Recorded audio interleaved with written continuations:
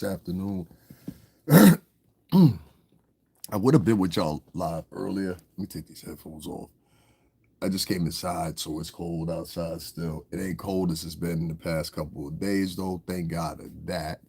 Um, y'all give me a moment before I start the show. It felt like it was 7 degrees outside. That's what they said. So it was crazy. But the temperature was actually 16 degrees, but with the wind blowing. And I mean, this wind was like different. Like we always get windy up here and that, but not like it was for like, and I'm talking about this had to be like Sunday, Monday, and Tuesday. It had to be all three.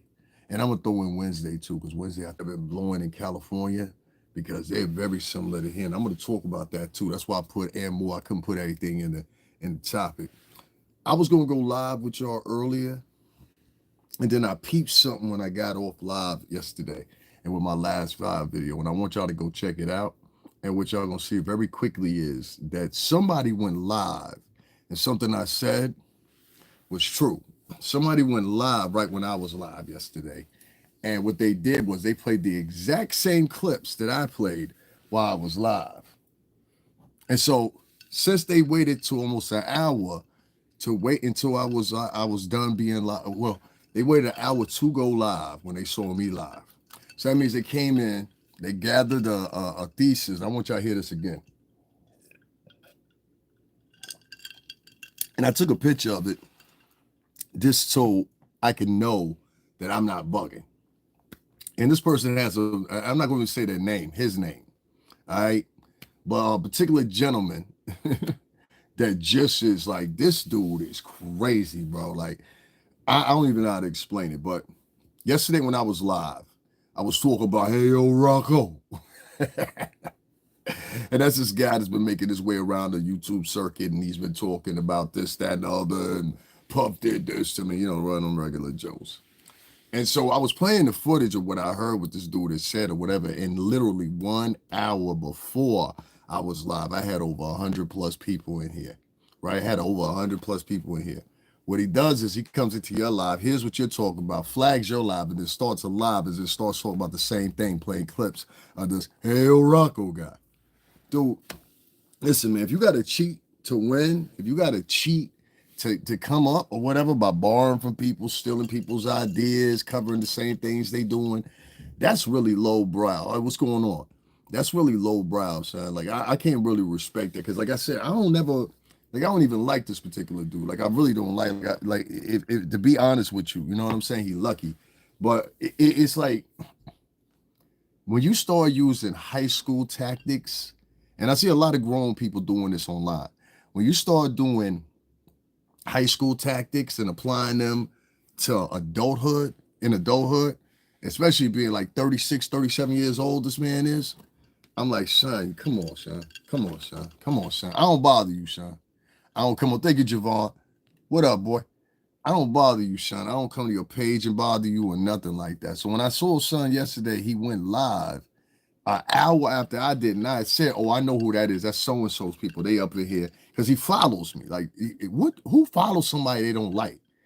So I'm gonna say to this particular bald-headed gentleman with glasses, and I'm just gonna leave it at that. You know what I'm saying? You figure out who it is. My boy, you got a serious problem. Serious, like mental problems. I saw somebody donated a significant amount to you, and I said, for what? For him replaying people's footage and giving his commentary and acting stupid and slow as he's telling what's going on? I don't see what that's a warranted of a cash donation that large. But hey, this is how the culture rolls nowadays. Who's ever the most salacious and got the best tea, that's who wins the rewards. You understand?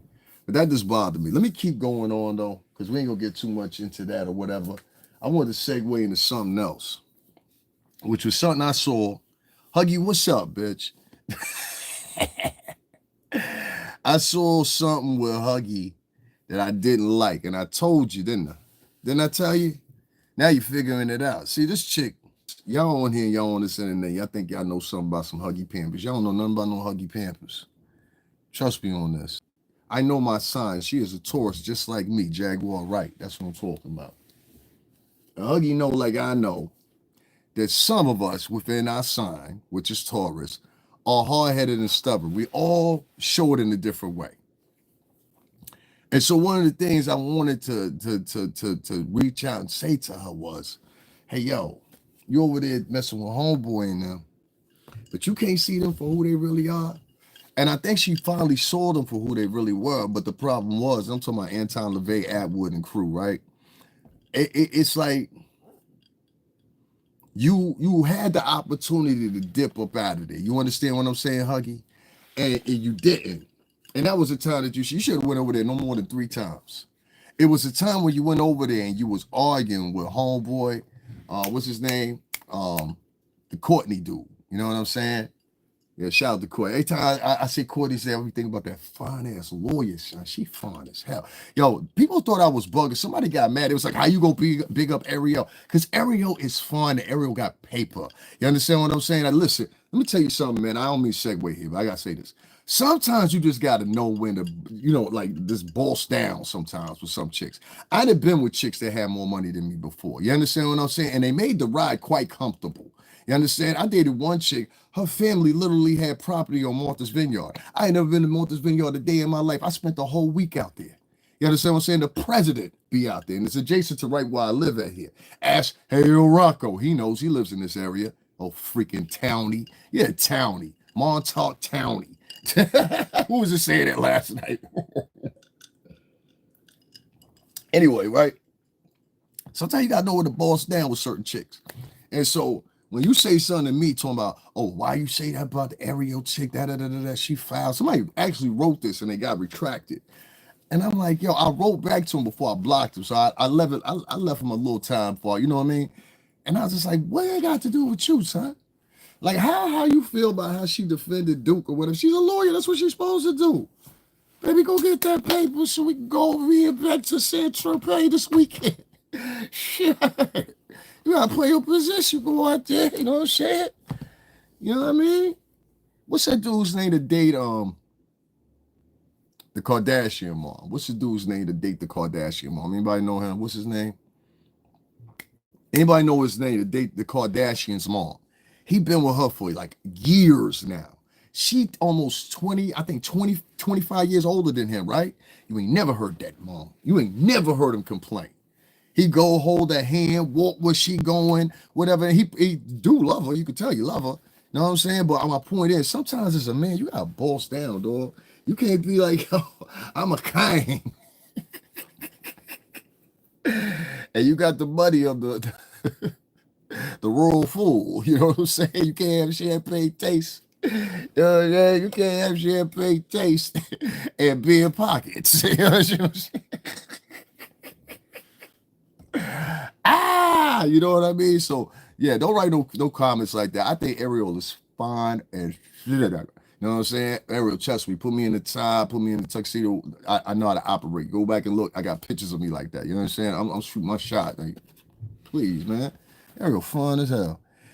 Some man said, you ever poured maple syrup on a woman and nah, but you getting your perverted loser in the chat though. What's going on, So Real TV?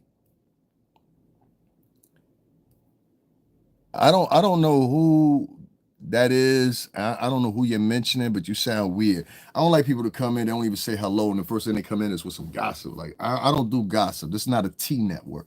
You understand? Let me put that in disclaimer. This ain't a T network. What we do here is because I think a couple people they confused. What we do here is, first of all, let me introduce myself. My name is Davin Lewis. I worked in the music industry for over 17 years. I'm privy to a lot of these conversations they're talking about, specifically because I worked with one particular record label, which is Bad Boy Entertainment. A lot of these stories that are going around, and like I always like to put out there and project, what she probably won't do for me, but I'll do for her anyway.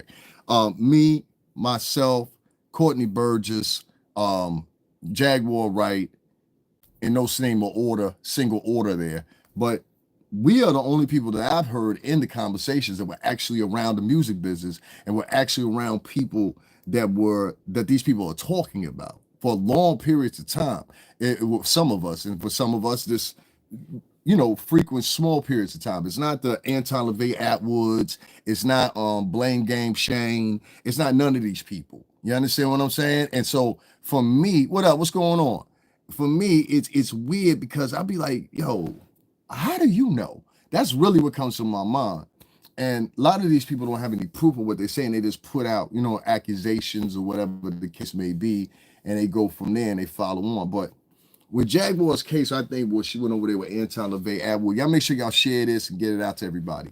I think one of the mistakes that she made over there was when she went over there with the intention of spreading her message. You understand? I know how Huggy operate. Yes, you did, chick. Be quiet. Be quiet. You went over there with the chance of spreading your message. I get it. You understand what I'm saying? That's what you do.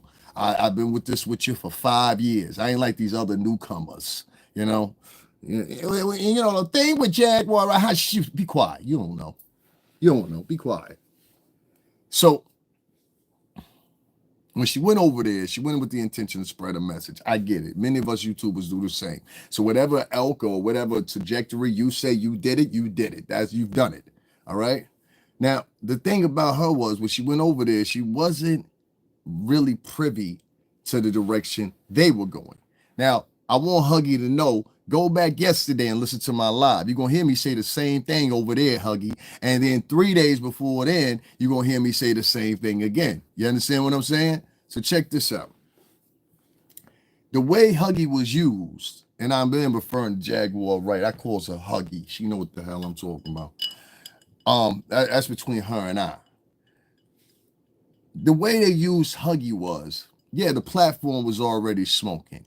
Yeah, you had a couple people on the Anton Lavey Attwood channel. You had a couple people, but you ain't have nobody unique like her. And this so happened to be that the moon and the quasars and the sun, and it happens. The moon and the stars and the quasars and the black holes and all that, all aligned, right? Because that's what you believe in. You're a pagan. They all aligned by his own admission. And the people that surround him are also pagans by his own admission. And I'm going to go into something else particularly because these two geniuses over there, him and Fake Thor, they decided to upload a video a few minutes ago. You understand what I'm saying? Trying to make it look like they knew the answers. We have the answer for you. The answer is to stop coming over there sitting with y'all. That's the answer. And you're going to understand it in a minute. So, got it quick. Ja. The problem was, when you went over there, you wasn't aware of what their intentions were, Huggy. And that's what you got to start getting privy to. So you went over there, you said, I'm going to help spread my message. You were never wondering, why are they trying to spread their message? And what their trajectory was, which I said yesterday, and I'll say it again, was they got you on there, as well as a lot of the other melanated in the country. And they got them on there. And basically what they did, they used them as how can I say it? They used them as a balancing stick to now everybody's now paying attention to them that's in this whole new demographic at a bulk. They might have been there before, but not at the bulk they were under the premise of Jay-Z and Diddy and everything like that, which they look like they want sole custody of as far as the study goes. Now, they did that. And once those additional people came in, black, white, well, it doesn't matter what demographic it is over there, Anton Lavey Attwood's channel, what they did from there was they did this. They said now that we're getting backlash, because there was a lot of backlash coming. This ain't the right backlash came yet. When the right backlash come, you understand what I'm saying? And it's pivoted by, the FBA Tariq Nasheed crews, when it's pivoted by, people like Dr. Umar Johnson, you know what I'm saying? Where y'all at? You know what I'm saying? Don't let me go get Zoe Williams.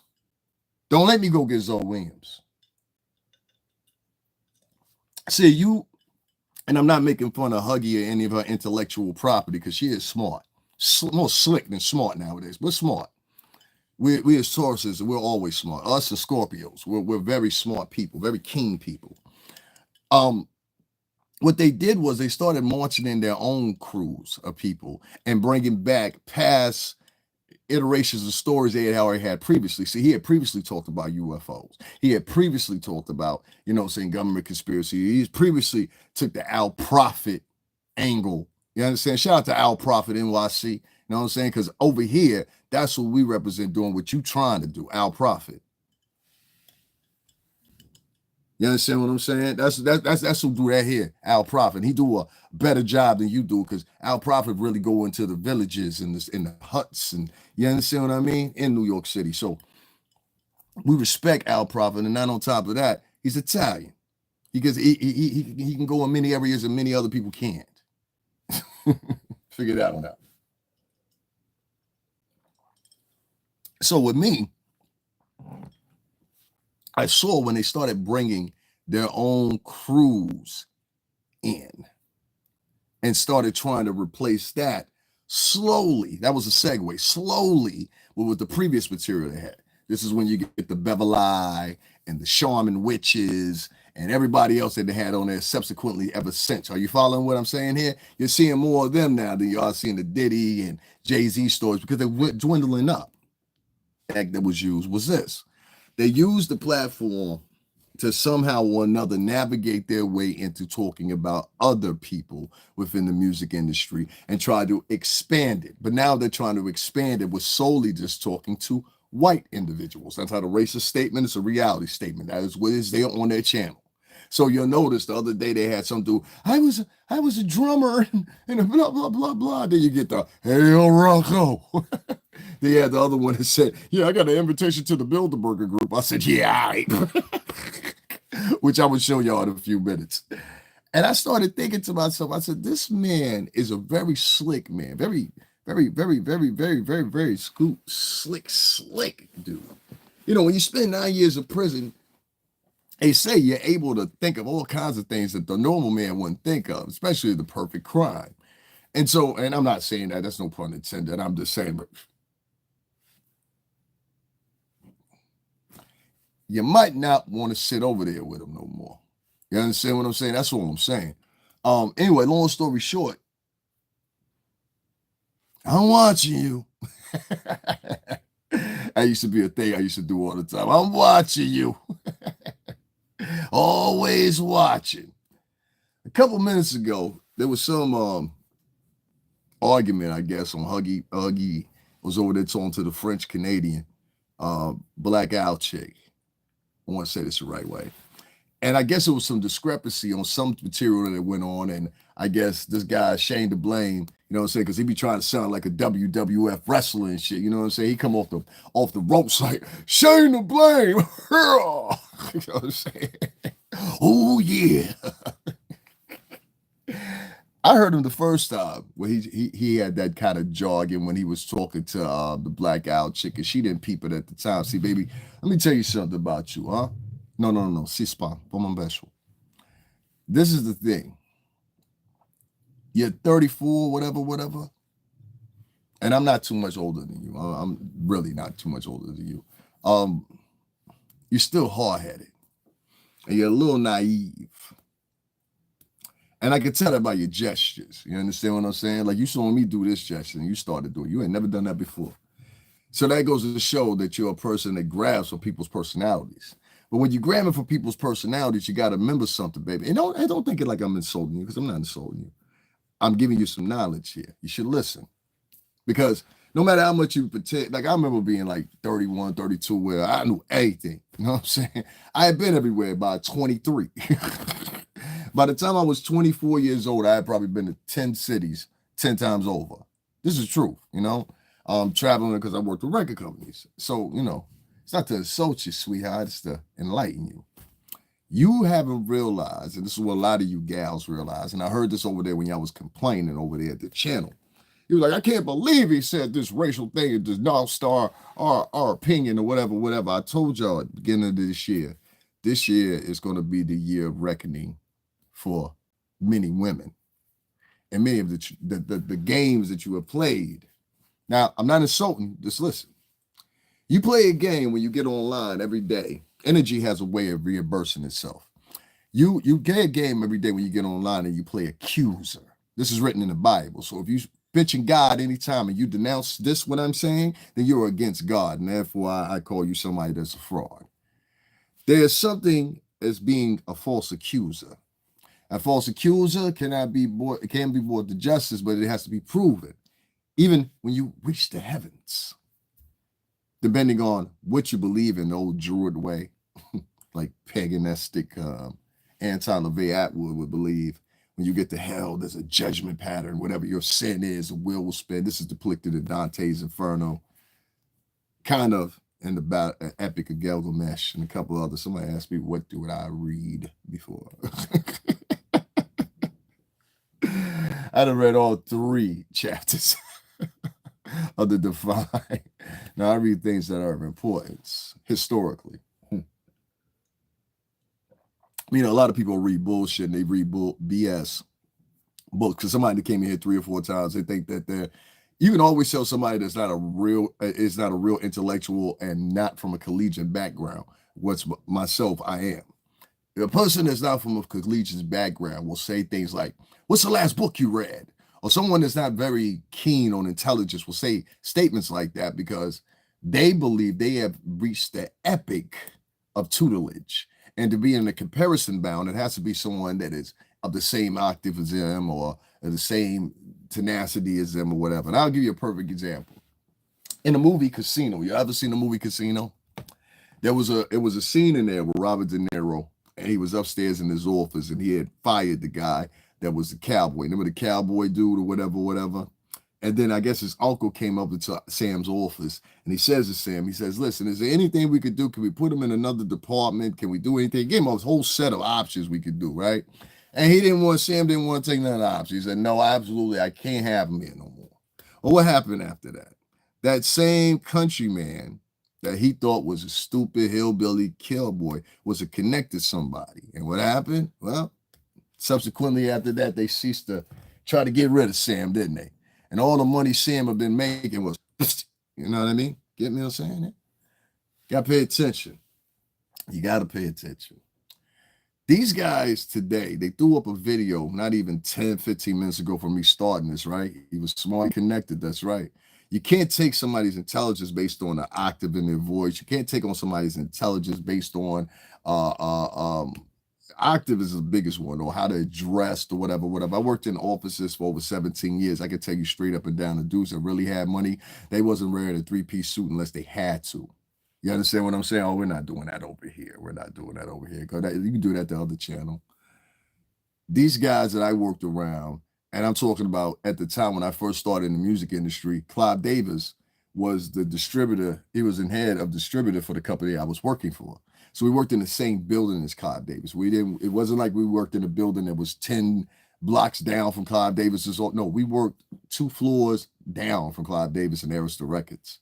You understand? I saw these people all the time, and I knew who was who. I knew exactly. You feel me? I knew who was who. I knew who wasn't who, or whatever. I know the help tends to always be the ones that talk real loud. So I tell people to this day, if you get somebody that walks past you and they look at you first and they're talking real loud on the phone, it's because they 9 times out of 10, they don't have nobody on the phone and they're trying to make the phone call seem more exciting than what it actually is. This is a daily thing we see in New York City all the time, all right? This is nothing new. People do this all the time. The other place they do it is at the airport. At the airport, they do it. They walk through the airport. Yeah, I'm almost there. You know, yeah, it's crazy out here. Yeah, the big deal. Yeah, man, we solidified it. Oh, you talked to Jeff? Talk to Jeff for recession to get back to me. Okay, cool. Listen, I ain't trying to be funny. They got white guys that do that all over throughout Connecticut, and they do that to impress each other. They're not worried about everybody else. They're just I keep telling you, I've been here all my life. My state is 37% Italian. 37%. Go look it up for yourself. My state is 37% Italian. Most of the areas you go in are heavily infatuated with Italian and Greek people. And most of those people, they speak their language. They're not like a lot of New York. A lot of New Yorkers, yeah, trying to be somebody. It definitely is. But yeah, let me continue with that. When you go to these platforms with these guys like this, you got to understand the intentions, Huggy. These people don't have, is it if I'm from Baltimore? I'm from Baltimore trying to be someone. Yeah, I live in Connecticut, and even in Baltimore was heavily Dutch and Irish, I believe. You know, especially down there by the docks. Was it Dutch or the Irish down there by the docks of Baltimore? I had an aunt, she passed away. She was a teacher as well. She was a professor, to be exact. She lived in Capitol Heights, Maryland, down there. And I've been to Baltimore a million times. We went to and I hate to say it like this, I forgot what that fucking restaurant is that y'all have down in a little pivot down there, but you come in there and they insult you and all that stuff. I rode the little trolley I got down there. We was in West Baltimore over there by Odetta. What is it? Oletta. It's one of them little towns. Irish. Okay, I knew it was Irish and Dutch. It used to be down there by the docks. So a lot of that accent that they have down there, we all hear them saying "der" and it really come from the Irish and the Dutch. It really do their accent. It's weird because you don't get that accent after you get out of there. That goes to show you the colonization there. West has gotten bad. Yeah, we went to a little boy out there. I forgot what the name of that boy is, but like if you keep going that way, it's in West Baltimore. But if you keep heading that way, literally you'll be in Odetta and all that stuff or whatever. But it was a KFC right beside the bar. It's actually two bars. You know what I'm saying? But there's a KFC. And then it's like two bars beside it. We went into that little joint. It was an Asian woman that ran it, but she was mad cool. You know what I'm saying? So we was up in there. We had a good time up in there. So shout out to Baltimore, man. Yeah, I got peoples in Baltimore. We went down there in Baltimore. Had the baddies with us and all that. I would say I got baddies with me. I be having real baddies. I don't be having no, you know what I mean? Like, yeah, she all right. She all right now. I be having real baddies with me. Exotic baddies, you heard? Yeah, be more cool, be more cool, be more cool. You know what I'm saying? I can tell you a lot about be more. I forgot what that restaurant is downtown by the water, like right by the train and all that. Is like a CVS across the street there, and there's the matter of fact the Baltimore Twin Towers is right there, something like that. You know what I'm saying? You live in Washington now? That's what's up. Yeah, shout out to B More, man. Yeah, B More. I'll be down, B More. I got vlogs on my channel for them, B More. That's a fact. You know what I mean? I got vlogs on this channel while I'm in Baltimore. That's a fact. 3 times. And that's the end of that story. Anyway, back to Huggy Pamper. Yeah, back to that story. Back to Huggy Pampers. Jaguar, when you went over there, they initially interviewed you so they could build up hyper tension in their own channel. And they subsequently did that. And that tension they built up in their channel, they found it hard. And that's why they had to be on day after day after day after day. And even was inclusive of Maggie. This was even inclusive of her. I need you to go live day after day after day after day after day and keep her going. You understand what I'm saying? I'm not saying that's sustained now, but initially that's what it was. You understand what I'm saying? Come on, man. You gotta do better than that. Only uncultured people talk like that. That was the thing. Keep her on balance and keep going. So that's why they passed it on to Maggie. You understand what I'm saying? And she started picking up on it. Maybe she was listening to a little bit of the things I was saying or whatever. Like I said, I always come across as, whatever. It's the way I talk. If you came up here, it'd be perfectly normal. But for people that live in, Wyoming or Kansas or somewhere, they hear me, I do sound kind of harsh. That's I don't know. I've never been in situations like that. What? Yeah, I gotta coddle people like that. Like I've never been like, are you okay? I'm sorry, did I speak too loud? Like it's like, no, you know what I mean? Greetings from New Zealand. Happy New Year. Yeah, bless up. What's up, New Zealand? You know what I'm saying? I'm talking about some of y'all kinfolk. We're gonna get into it though. Hola, ¿cómo tú estás, hermano? Rana Camores. Yo soy está bien, llegando, tú sabes, yo soy aquí, pero en YouTube, no digo, ya digo, tú tienes la caja para aquí, tú sabes, pronto ahí. Tómala la chavo, tú sabes, porque la gente ahí, pero en YouTube no tiene nada por mí, tú sabes, por muchos días ahora, tú sabes. Pero yo soy cábate, yo hablo, pero en Jaguar, Wright, este día. Entonces, sabes, las mujeres tienen el problema, pero en blanco ahí, pero este blanco, pero en inglés. Entonces, sabes, tú tienes bandido, el mucho bonchonchero, pero en Jay-Z, pero en Diddy, entonces, sabes. Esa es mi familia ahí, en la griega, entonces, sabes, claro. So, ahora, la mujer Jaguar Wright tiene el problema, pero en blanco, pero en inglés, Anton, Lavey, Attwood. Esta la llama ahí, ¿ok? Cámate, eso sabe, ¿no? Fresco. Esta cabrona ahí, tú sabes. Sí, entonces sabes, salud, la familia, esa mi familia, entonces sabes, un bad boy, entonces sabes, pero un puffy, entonces sabes, ya, por un momento, era más. Esta cabrona ahí, tú sabes, tiene muchachero, pero en YouTube, en Dio y a Dio, tú sabes, claro. El abunchero no bien, entonces sabes, porque esta cabrón no le gusta en los negros, en la mente, entonces sabes, en el corazón.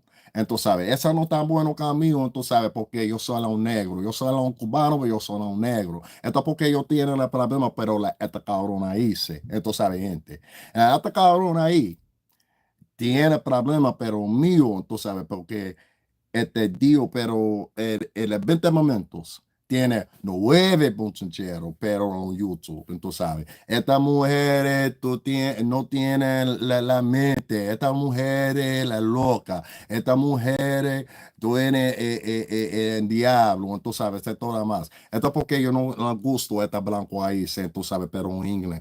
Esa no porque esta cabrona en blanco. Eso yo no toda no que en la familia, pero la blanco era un nene, era más, era esposa, tú sabes. Oh, fuck. For real. Anyway, anyway, any seeking way. Tú sabes, ¿no? Esto es porque yo no me gusta estar blanco ahí, tú sabes, ese suavecito, tú sabes, porque entonces tiene la mujer la negra, entonces sabes, pero en YouTube por el ambunchero, entonces sabes, esta tora, esta blanco hablo, esa no tora, bunchonchero, para bunchonchero, pero la negro, entonces sabes, la mano negro, entonces sabes, pero la Puffy, Jay-Z, entonces sabes, era una tora negro. Isso é sempre. Mas agora, esta cabrón tiene, no, suavecito no 9. Entonces, ¿sabes? Esta cabrón tiene, ok, yo tiene, pero en blancos. Si yo tiene en blancos, pero de espíritu. Entonces, ¿sabes? Clairvoyant. Entonces, ¿sabes? Más. Ya, pero en español ahora, mucho más en el momento. Entonces, ¿sabes? Yo tiene en inglés ahí. Anyway, I can't stand AG. You don't have to like Jay-Z. ¿Cómo tú estás, pana? No Face TV. Tú eres latino, ¿no? Yeah, Taiwan. But I don't know people, so I don't know. Exactly, you know, like I know a lot of those guys that were over at Rockefeller. They were along with us. They were some of the biggest guys out there. I mean, at the time, you talking Murder Inc., you talking Jay-Z and Rockefeller Crew, you talking DMX and Rough Riders, you talking Bad Boy, you talking, who else can I say? I want those somebody else in there. Cash Money, Master P, definitely Death Row Records. We're gonna take that from them. These were the imprints at the time. You know what I'm saying? And like for me, with this Anton Lavey Attwood dude, my problem is you was locked up for 9 years, and predominantly you was locked up half the time that this stuff was going on, locks, you know. And so that's one problem I had with him. I'm like, well, how do you know, son? Because you was out in the desert. Like, y'all gotta understand where he was locked up at. They did a documentary as we speaking of DMX. DMX was locked up in the same prison at one time that he was, under this sheriff Apayo, whatever. They went out there and did a documentary independently, and y'all can find that. I'm gonna find it again or whatever. You'll see DMX, he in a pink jumpsuit and all that stuff. You know what I'm saying? Now, Sean LeVay Atwood or whatever. I'm gonna say his name right there, whatever. You know what I mean? Duke, he went and did a documentary, but he acting like he the first one that did it. Nah, son, HBO did that like 10 years before you did it. And it's ironic because you're now presenting something to HBO. So that means you probably grabbed your premise and grabbed your ideas from that. You understand what I'm saying? Now, anybody that's over 35 years old, remember that documentary they did about Judge. See, I remember that. Judge, excuse me, keep saying Judge, Sheriff Arpaio. And he was the one that they were focusing the interview on. So they interviewed him in the joint and all that stuff. So for me, it seemed like you grabbed that idea because that was done years ago. Like that documentary came out, I think, if I want to say right around about 2002, 2003. If you went to jail in like 2004, 2005 ish, 6 or whatever, it would have still been too late. And you still would have had to grab. You know what I'm saying? You know what I mean? En un momento, tú sabes, gente. Porque esta gente ahí se tiene un chavo por mí, tú sabes, pero en YouTube. Um, Esta porque yo hablo en inglés. Yeah, it was around that time. It was around that time. So, that's why I be confused when Duke is talking. And I'm like, well, Duke, you was talking, but you was locked up around this time. Ajá. Esa mío, tú sabes, yo soy el cubano la mareno ahí. And no grito, tú sabes. But that's why I freak out when the Duke is talking because he's so matter of factly, but at the same time, he tries to act like, oh well, I'm just innocent and everybody's having love. Whenever you hear people start screaming that love stuff or whatever in 2025, it's not like the same love stuff they were screaming in like the 60s or the 70s or something like that or whatever. It's a new form of love. This love is intricate to whatever your interests are. So if your interests are gossiping about people, whatever, well, they'll say they love you based off the fact that you're all gathered together to gossip. If they say they love you, but the reference point is, hey, we all gathered together to bash people, then that's what they'll say they love you for. You know what I'm saying? See, he said he does try and he acts like that. LOL. So that's what they'll do. They'll sit there and they're trying to emulate to you that they're good people, but behind it all, these are not good people. Now, you think their homeboy, what's his name, Shame to Blame, I like to call him that, because he be talking like a wrestler, right? And you bedridden. Oh, I'm sorry. You know what I'm saying? Duke be talking real tough though. Like, listen, right? Shame to Blame. Ooh, yeah. What you gonna do when Shane runs wild on you? You shut your mouth. Now I heard it, and this ain't no new behavior for him. You understand what I'm saying? Because say what you want to about the deny, nigga, whatever, nigga. I know you be grabbing some points off me. You good though. You know what I'm saying? You good. All that other shit you with, I ain't got nothing to do with that. That's that nigga's joy. I ain't never talked to that man or none of that. But you know what I'm saying? Like respect to, I mean, like in a capacity of us on the phone or in a message situation, nothing like that. But what's right is right. He went over to Denard's show and told Denard to shut up. He said, I would if you shut up for a minute. I said, oh, this is what I was talking to y'all about before, because we got these type of people in Connecticut. Listen, we got 3 types of people in Connecticut that make up the right ways. And I'm going to be honest with you, okay? So you got one class of white man that is highly educated, went to Yale, went to UConn, went to Housatonic, went to Quinnipiac, something like that, got the highest degree or whatever.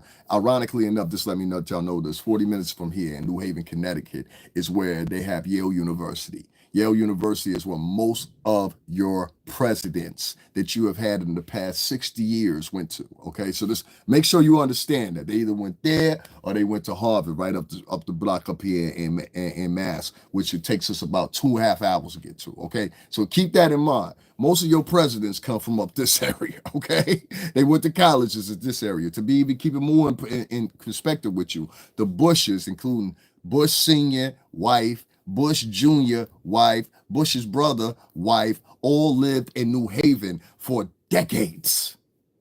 Decades.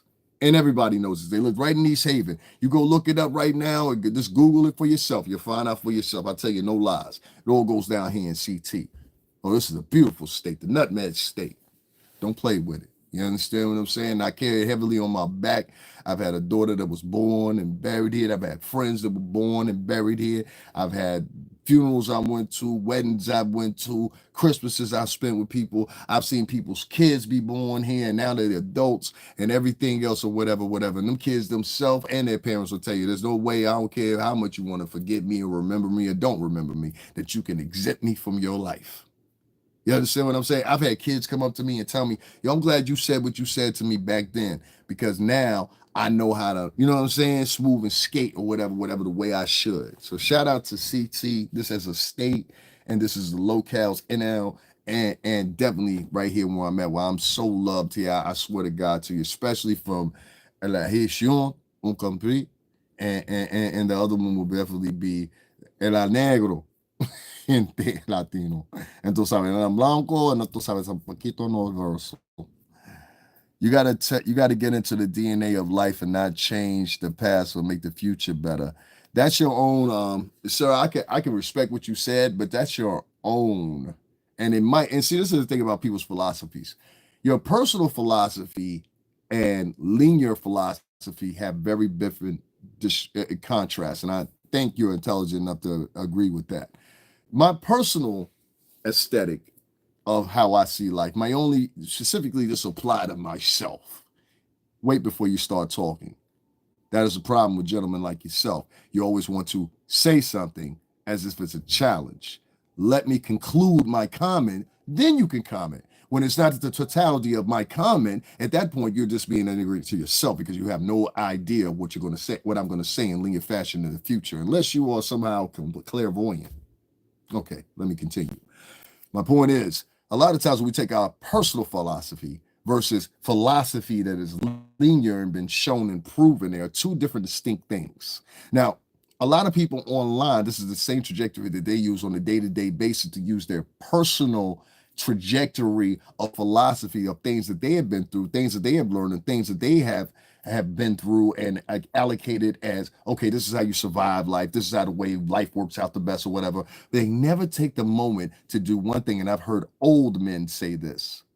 I've heard old men say this. It doesn't matter what race they are. I've heard all races say this. The thing is, you got to differentiate your personal philosophy that may be intrinsic just to work for you. You understand what I'm saying? Through the moon, stars, quasars. I like to say it like that.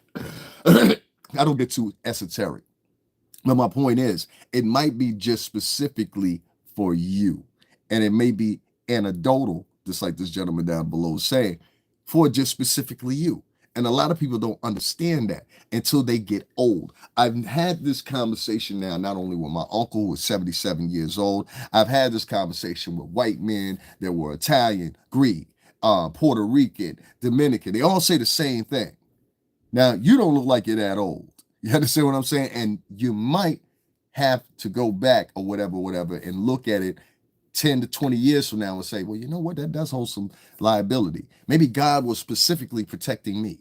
Maybe my ancestors, whether they be Gaelic, Catholic, whatever, were protecting me. Man, I'm gonna read your comment. Maybe it was this person that was protecting me. Maybe it was the halls of the Norse gods that were protecting me. Maybe it was Valhalla that was protecting me. Whoever your deity is, or whoever you represent, or whoever you succumb to as far as a religious notion. You can all point to those things, but all those things specifically, and this is the question that's unanswered in the universe, all those things specifically cater to you and maybe what your ancestors did in the past life or whatever, because I believe in that too. I believe you had demonic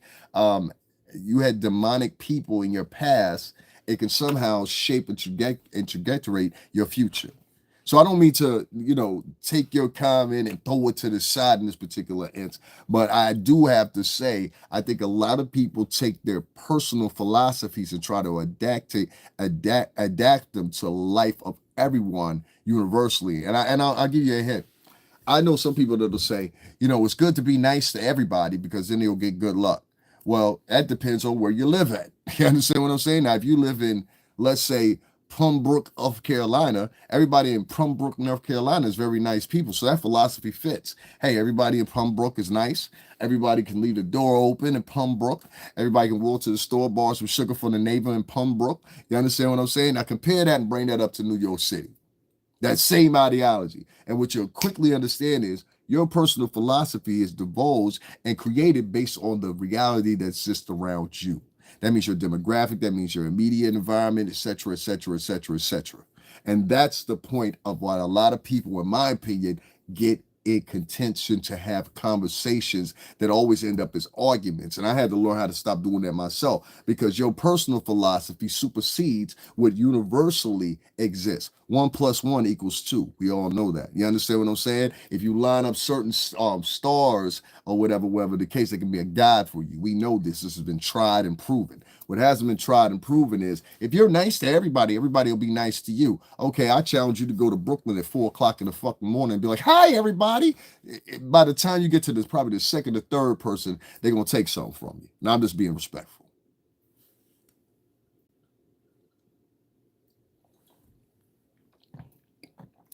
Many people like the sugar. It feels good, fast, although a long road. Lots of good things take time. That is very true. But instant gratification, I mean, if you bring that down, you can bulk that up to Grubhub. If you have people that can say, I always say this, and I've said this before. You get people and you put them in a situation where they're dormant for almost 2 years. They're inside. They got some type of stipulations, or they're not outside as much as they had been 2 years previous before the mandates and everything were put in place for the virus. I can't say it too much, but y'all know what I'm talking about. And that's a reality we live through. What a lot of people are not doing is they're not zooming in on the connotations that come from that. And I'll give you an example before I get back into what I'm getting to. You had a lot of people that could sit alone for almost 2 years, right? And as they sat alone, this is the thing, and I want to say this the right way. As they sat alone, a lot of these people started divulging and getting into things that they never get into, or they started getting more into depth into things they had previously researched. And a lot of those things that they had previously researched were things that had to consist, and I just said this yesterday, around capitalism, based on the mechanic that they were using, and another thing was individuality. People became more individual, I believe, in that time period when the virus was going on than any other time. And I'll point to you this. You saw an increase in OnlyFans of almost, I forgot how much percentage it was or whatever. But previous to that, OnlyFans had only had a certain amount of people. They were struggling as a company. Soon as the virus came along, they increased. And they increased even more even after the mandates had been let down, because a lot of women were now encouraging other women to come on the platform because they had made so much money, but they wasn't taking into accountability. It was at a time period. See, this is how permanent and paramount timing is. A timing and a time and a period can make you, and I learned this from the music industry, a period and timing can make you feel like what worked yesterday will work today. But that's not necessarily true. I'll give you an example. If I take a record like a hip hop, a hip it to the hip it to the hip hop, and you don't stop, rock it to the bang bang, book it to up, stop the boot. That album, no matter where I take it in the world, it will work against any album you put out from Drake. It'll work against any album. It may not work in sales, but it'll work in popularity. See what I'm saying? Now, if you equate it to sales, then you'll say Drake. So it's the metrics and the measurements that you're using. You understand what I'm saying? Now, which one of those metrics and measurements are universal, and which one of those are man-made by their scope? That's the questions that people don't ask themselves, in my personal opinion here. Timing is everything. Exactly. Timing was everything. I like, just to go into that real quick, because this is going to be a long live. I'm not going to be short. When I was in the record industry, one of the funny things was timing was everything. What I just gave you an example of, yeah, people will love it. What I gave you an example was how time and a moment changes, but sometimes some things go on everlasting and some things deteriorate. There are albums that came out just 5 years ago. Nobody will even remember them. You understand what I'm saying? One of the biggest hits ever by Nicki Minaj was, for my opinion, I wish I could live this moment for life, for life, for life. You know what that joint? That was one of her biggest albums to me. I love that album to a day it come out. Not because of what she was saying, but what she was representing in that. You know what I'm saying? It was really a moment of transgression for Nicki in that moment. And I think that record spoke in volumes what she was saying. My point was, she said, I wish I could always have this moment for life, for life. That means things change. And that means the directory, the execution and everything has to change along with it. Now, if you take Nicki Minaj and she dropped that album in 2025, it would do good, but it wouldn't do as good as it did then. That record was excellent. That like, outside of any other thing she did, that was one of Nicki's best albums that singles, if you want to say, that I had ever heard, and sticks monumental with me. And like, that was like her breaking out points before the, the American Idol stuff and all that stuff, really, for me. And so to me, in 2025, that album wouldn't work if you just putting it out right now, because the pure simple fact that the environment in which it sits in. And that's what I mean by periods. I had the luxury, and I get back into Anton, Lavey, Attwood. We're going to talk about all the other stuff. I'm not going nowhere.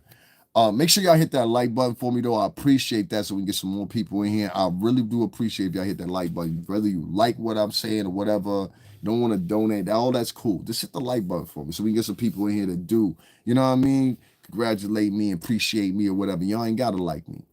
My point is this. If you move forward and you look at people's trajectory as far as their albums and everything like that, and the music that was out at the time, one of the things you'll find is, and this is why I point out to a lot of people, if y'all wonder why I'm squinting, because I got a light in my eye, okay? So I want y'all to have perfect light in it and everything, so I got a light right in my eye. There have always been periods of music. See, in the 50s, you had one sound. The 60s, you had another sound. 70s, you had another sound. 80s, you had another sound. 90s, you had another sound. Early 2000s, you had another sound. 2010s, you had another sound. And then definitely the 2020 has its own sound, which is sound is like distorted. In my opinion, very, very dark. A lot of it. A lot of it is contrived by record labels that want to, or producers that want to hear certain, like a lot of these constructions of a lot of these songs. I wish a lot of y'all producers would start keeping it real and say, yo, this is my creation. But sounds are always, like the Lou said, always changing. And so you always had a period where, depending on where that music changed to, if this makes sense to y'all, that would be the vibe socially. You understand what I'm saying? Like, for example, in the 60s and 70s, you had late 60s and early 70s, you had a lot of love music and stuff like that or whatever being created. All we're saying is give peace a chance. All we are saying, and you had songs like that. And these songs were meant to, how can I say, ignite people into being conscious of what y'all call woke now. It's really just a repeat of that. I wasn't alive in the 60s, but if you studied the 60s, you know what I'm talking about. Fast forward into the 70s, it was about ending war. That was a whole movement, and it changed society, the way they dressed, the way they talk, the way they move. Y'all don't understand these things because nobody's ever taught them to you. And to a lot of people, it sounds boring to them. And I see a couple people, oh, well, I don't want to hear this. That's fine. That's fine. I don't expect a lot of people to want to hear what I'm having to say because of the pure simple fact that ignorance is bliss. It's better to be a gossiping, hollering, shattering, T-bot sheep than it is to be somebody like me. I understand that. You understand what I can see? Yeah. Each period, he said I can see the correlation. Each period had a different social order. If you go to the 90s, which most of y'all be familiar with, for the early 2000s, most of y'all be familiar with, the music that was coming out of that period has never been duplicated. But if you go back and somebody is reminiscing, they'll all say, I miss 90s R&B. Y'all even see the memes with it. I miss 90s R&B. I miss 90s rap. Well, they're saying that because it was a period that was associated with a social order and socially things going on that were not as extreme as they are now. You understand what I'm saying? And so music definitely represents points. I went through almost 20 years working with a record label, and I can tell you every point in which they changed. Okay, this sound changed, this sound changed. I went from a period where they was exiting out CDs and DVDs, right? And they made a transition into all form of digital. You understand what I'm saying? So I'm one of the last people, I guess, that will realistically say it's crazy because a lot of people don't understand this. We're the last people that saw physical media. You understand what I'm saying? I'm talking about cassette tapes, reels, DVDs, VHS tapes, all that. We're the last generation that saw that shit, literally. If you are over 30, if you're over 30, we're the last generation that saw that.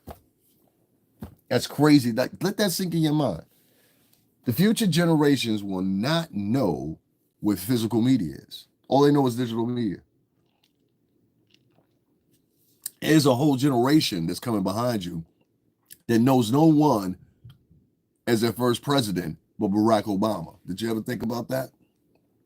I remember the exact time when things went to digital because I was selling those mixtapes. I was selling mixtapes and DVDs, and I watched everything transition from being physical media to being digital media. And it's hard to compete with digital media because digital media is instantaneous, which goes me back to what I was saying about the pandemic.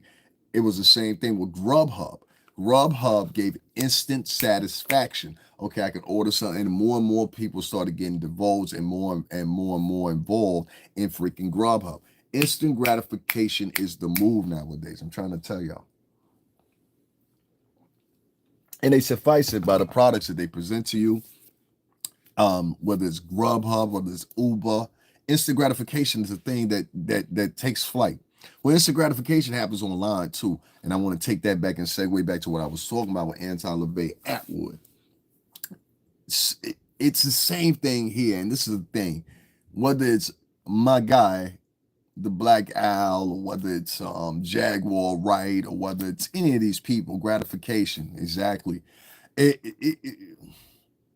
common denominator is here, gals, y'all set up on that plantation, and now y'all want us to feel. And I gotta say, personally, I think this should be a learning moment for you girls. Anton Lavey Attwood's affiliate and Shane to blame. You understand what I'm saying? Hold on one second. Shame to blame. He's a wrestler, don't you know? Yeah, he's a wrestler, bedridden wrestler. Shame to blame. He had already been on one of the guys. You gotta give me 1 second. I got people in here. They'll flag my channel. The only thing I got to do is just go and watch who was live the same time I do, and just deduct in who is basically a torrent and a went that way, Mouse. How many escapes of sleep while I was gone, Steven? Oh, 2. He's one of those types. I'd be wrong if I take a whole group of my peoples and start going over to his page and flagging his page, right? I'd be wrong, right? I'd be wrong, right? If I took some people over to his page and started flagging his page, I'd be wrong, right? I hear y'all. But we don't do shit like that. We don't do cornball shit like that, man. We don't rock like that. I'm not into flagging niggas' pages. So let that nigga flag me. He false flagging me anyway. Anyway.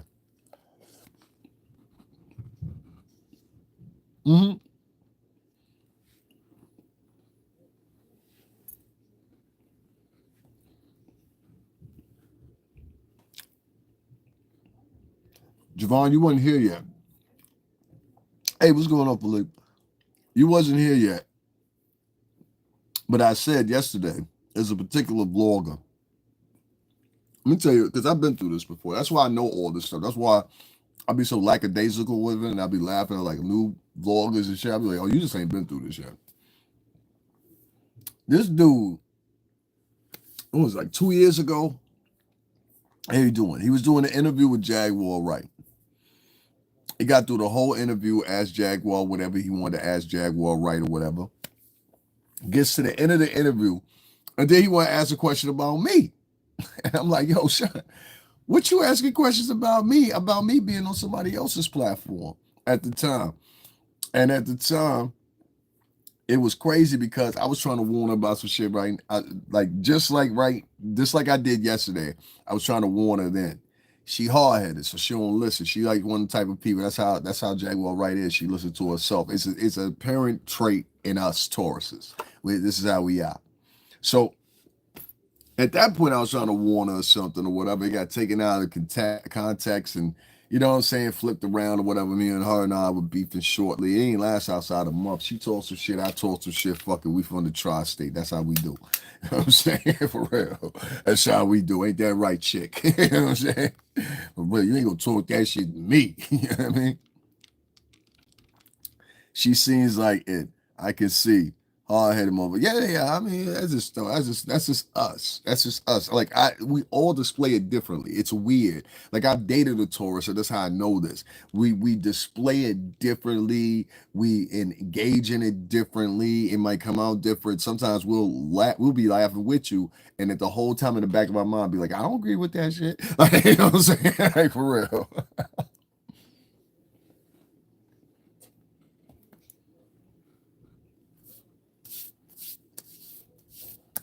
I'm not here to tell you not to like her. That's the point. I'm not here to tell you not to like her. How does that feel? Quite the contrary. That's why people, they always get messed up with me. They think because I'm a little, I don't know. I guess I got a rough personality. I guess that's what it is. I don't know. I don't really care. So I'm going to stop. I bet you like my personality. Somebody's breaking in the house at 4 o'clock in the morning, wouldn't you, ladies? That's the part right there they never mentioned. If somebody was breaking in the house at 4 o'clock in the morning, I bet you like my accent then. So let me conclude all this or whatever, so I can, she sees it. I don't hate on nobody. I ain't got to. I'm like, as far as life go, I'm accomplished. You dig what I'm saying? From the time I was 20 going on to 21, up until I was 37, 38 years old, I worked at record companies. I went through 3 different distributors. It ain't too many artists I haven't met. That's why I be telling people, I'll be like, yo, son, you really don't realize how many people, and like I had people come in my chat room that know me, especially 2 people and 1 artist in particular that came to my chat room and said to the crowd, you really don't know who this person is. And this person is literally a star right now. And I like those old stars, like these dudes, they be going to interview old stars. This person is a new star and they're under 35 years old. You get what I'm saying? And so they were in here, it was like, yo, they were saying, you really don't know who this guy knows because they were saying, yo, he knows me. You know what I mean? And you would never guess who it was. It was one of the biggest stars out. I've had another star that was in my joint the other day. And if y'all was here, y'all heard it or whatever. I said, yo, good shit will perform Mr. Raymond. You understand what I'm saying? Niggas know, niggas don't know, I don't know. You know what I mean? Like, come on. Like, I got stars on camera on this channel, and they'll always go to the people that are gossiping. They'll always go to the people that are not trustworthy. It's very easy to lie on here, and people will believe you, like that Allie Carter shit. I don't believe her at all. I don't like that girl. And I told people that a long time ago. But let me finish this Sean Attwood thing over, and we're going to get into the rest. I just wanted to make sure I got everybody in here. You don't see them as stars, though, homie. Yeah, I really don't. I really don't. Like, I think after the second year that I was in the music business, like, I really didn't. I was just like, oh, that's Black Rob, or that's Carl Thomas, or oh, yo, that's this one, or that's that one. Like, I really didn't.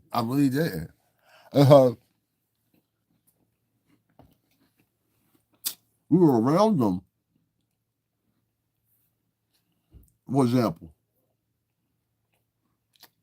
if an artist was doing a promo run within a 2-week period, if an artist was doing a promo run, that means they're launching an album, etc. There's a possibility we could be around that artist. Let's say in a week's time, we could be around that artist 3 to 4 times. You understand what I'm saying? So we was always around, and plus we at the office. So all the artists at that time had to come through the office. You understand? So I met Prince because Prince was his Aristide for a minute. I met Prince. I met Whitney Houston. I was in the elevator with Whitney Houston. The craziest thing ever. Like, I was literally right in front of Whitney Houston. You know what I'm saying? She spoke to me. She was very nice. You know what I'm saying? And she said, good luck to me. She said, you seem like you're going to do something. That's what she said to me. She said, good luck to you. You seem like you're going to do something. That's what she said. I'll never forget that. I had Missy Elliott give me some encouraging words too one time. I know you're around them so much that they just like seeing Billy down. I mean, pretty much that's how it was for me. And I think for the guys that I worked with, I think it was the same thing for them. It was like, and plus we lived in the city that all these artists, or we were adjacent to the city where all these artists came from, whether we were in Jersey, New York, or Connecticut. You know what I mean? And if you live on the southernmost end of Connecticut or the northernmost end of Jersey, it's like New York is like local. You know what I mean? It's like I don't know. I don't know how to explain it to you. Only person that can answer that is Jaguar. Jaguar lived in South Jersey, so she know the difference. You know what I'm saying? Living in South Jersey and going to Philly is like the same thing. The part of Philly she was living in. That's why I was like, I even joked about that one time. I said, well, you was born in Jersey, but that's really not a diss because like it's Jersey, then that little Delaware is small.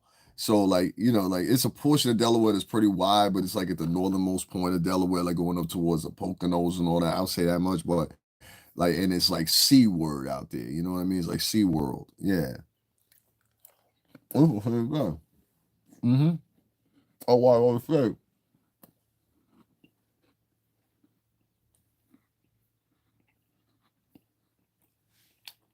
If you go to the northernmost part of Philly, yeah, Delaware is small. That's where Joe Biden from. Delaware is small. It's a small, like the only part that's big is when you start going out towards the Atlantic Ocean, and then it's like the state widens out, but at a point it comes back into Pennsylvania because that's I-84 and all that right there. Mm-hmm. Maryland ain't a big state either like that. Maryland is small too, and DC, but it don't get large until you start getting to Virginia, North Carolina, South Carolina. That's when it start getting large. Like North Carolina, it'll take you about 3 hours to get through North Carolina. If you're driving through North Carolina, it's going to take you about 2.5 to 3 hours to get through the whole state of North Carolina. I don't care what you're saying. Unless you're driving like 125 miles per hour, it's going to take you a minute to get through there. Anyway, this concluding. Jaguar, I think what the mistake you made was when you went over there, and I heard you and the girls talking. If you guys are not privy to what I'm talking about, today, the girls are over there, and I'm talking about, I'm going to say her name, the Mangy, the black out chick, and Jaguar Wright, and the other chick I like to call Fake Storm, because she looked like Storm from the Avengers. I ain't never seen nobody with a blue, gray wig. I'm sorry, Mom, I don't mean to hold you, but that's some unique stuff right there. That blonde, blue wig you got, you look like Storm from the Avengers or something like that. X-Men, that's what it is. Anyway, I'm just joking. Anyway, they was all over there. It was all complaining. I can't believe Shane said this. Shame to blame. Ooh, yeah. You know, he's a wrestler, right? Thanks for the compliment. Yo, that was a blue-gray wig. I swear to God, you need to lose that. Like, you don't even, like, your face ain't even that old to have that blue-gray Storm wig. You understand what I'm saying? Lose the blue-gray Storm wig. Like, for real. Like, you don't need that. You know what I'm saying? Go with your little short joint. You know what I'm saying? Some of y'all chicks, y'all need to go with the short joint as you get older. If you're still young in the face, go with the long joints. But if you start to get older in the face, go with the short joints. The short joints will make you younger. Whereas if you're a young chick and you go with the short joints make you look older.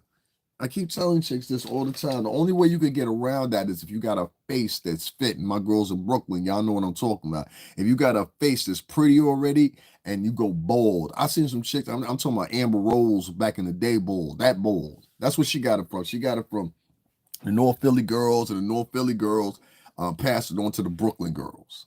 You understand what I'm saying? But really who used to do that was the, what you call it, the Afrocentric chicks. They used to do that. They cut their hair bald. Yeah, I'm trying to tell you, that shit came out of Philly. Like they passed it on to the Brooklyn girls, and the Brooklyn girls picked it up. Like, yes, Brooklyn, I'm talking to y'all. And there's a few chicks out here that can really rock that bald head. Like Amber Rose is one of them girls that can rock that bald head. Yeah, we know she was thotty hottie, but she could rock the bald head. And that's what most of us remember her from. That was the girl with the bald head. It wasn't until later on, this recently, when she went platinum blonde and started writing the tattoos on her forehead that we thought otherwise. I used to listen. My grandfather is from Pennsylvania. My uncle Bernard, my aunt Elsie, and all of them, they flourished out to Jersey and New York. And y'all heard me speak about Corona, Queens. That was the last place that my aunt and my uncle lived. That was in Queens. You understand what I'm saying? I still have family out there. I don't know. The hoop of earrings, I heard you. Look, Queens and Harlem, I have family. So, shout out to Bradhurst. Excuse me. So, this is where my family members were, you heard? So, when I talk about Philly, the memories I have are there, Harrisburg, Mechanicsburg, Pennsylvania as well. My cousin playing in the drum corps, the Hershey factory, brick streets with the freaking Amish people and all that. You know what I'm saying? Like, I know down there. I've stayed there before. I don't know, I'll tell y'all. So, yeah, Harrisburg, man. For real, that's Amish town right there. What's the name? The drum corps. They got a big field down there. I forgot where it is. Well, my cousin Benji, he used to play in the drum corps. He used to play the quads. And so he was in the marching bands at first. Then he played the independent bands. Like that was his thing. You know what I mean? Oh, shout out to my cousin Benji. Anyway, long story short, I remember them styles down there because that's where that was big. A lot of people don't give props to Philly. They was the first one really doing the airbrushing on the clothes and all that. Like I used to have this jumper, like like overall, and it had Malcolm X spray painted on it, and it had a quote from Malcolm X on the leg. You know what I'm saying? Like I'm dead serious. All that stuff came from like Philly and Maryland. They really had like a different, in my opinion, they had like a different take on the pro-black stuff. And then after that, I think everything kind of like translated because Philly is right there and it's part of the first 13 colonies. I think it spread both north and south. That's my personal opinion. And to this day, what's representative of that is where you have these different groups down there. Like you have a group that's just like the Quakers. I'm trying to think of what they called. It might be the Melanites or what is it? What are they called? No, Mennonites is one of the other ones. There's the Quakers and there's the Mennonites. And then there's a black group that live just like the Quakers. If anybody remember who I'm talking about, yeah, the Mennonites is that the black ones? You know what I'm talking about, right? So is the Mennonites the black ones too? I can't spell it either. I think it's Meanonoytes,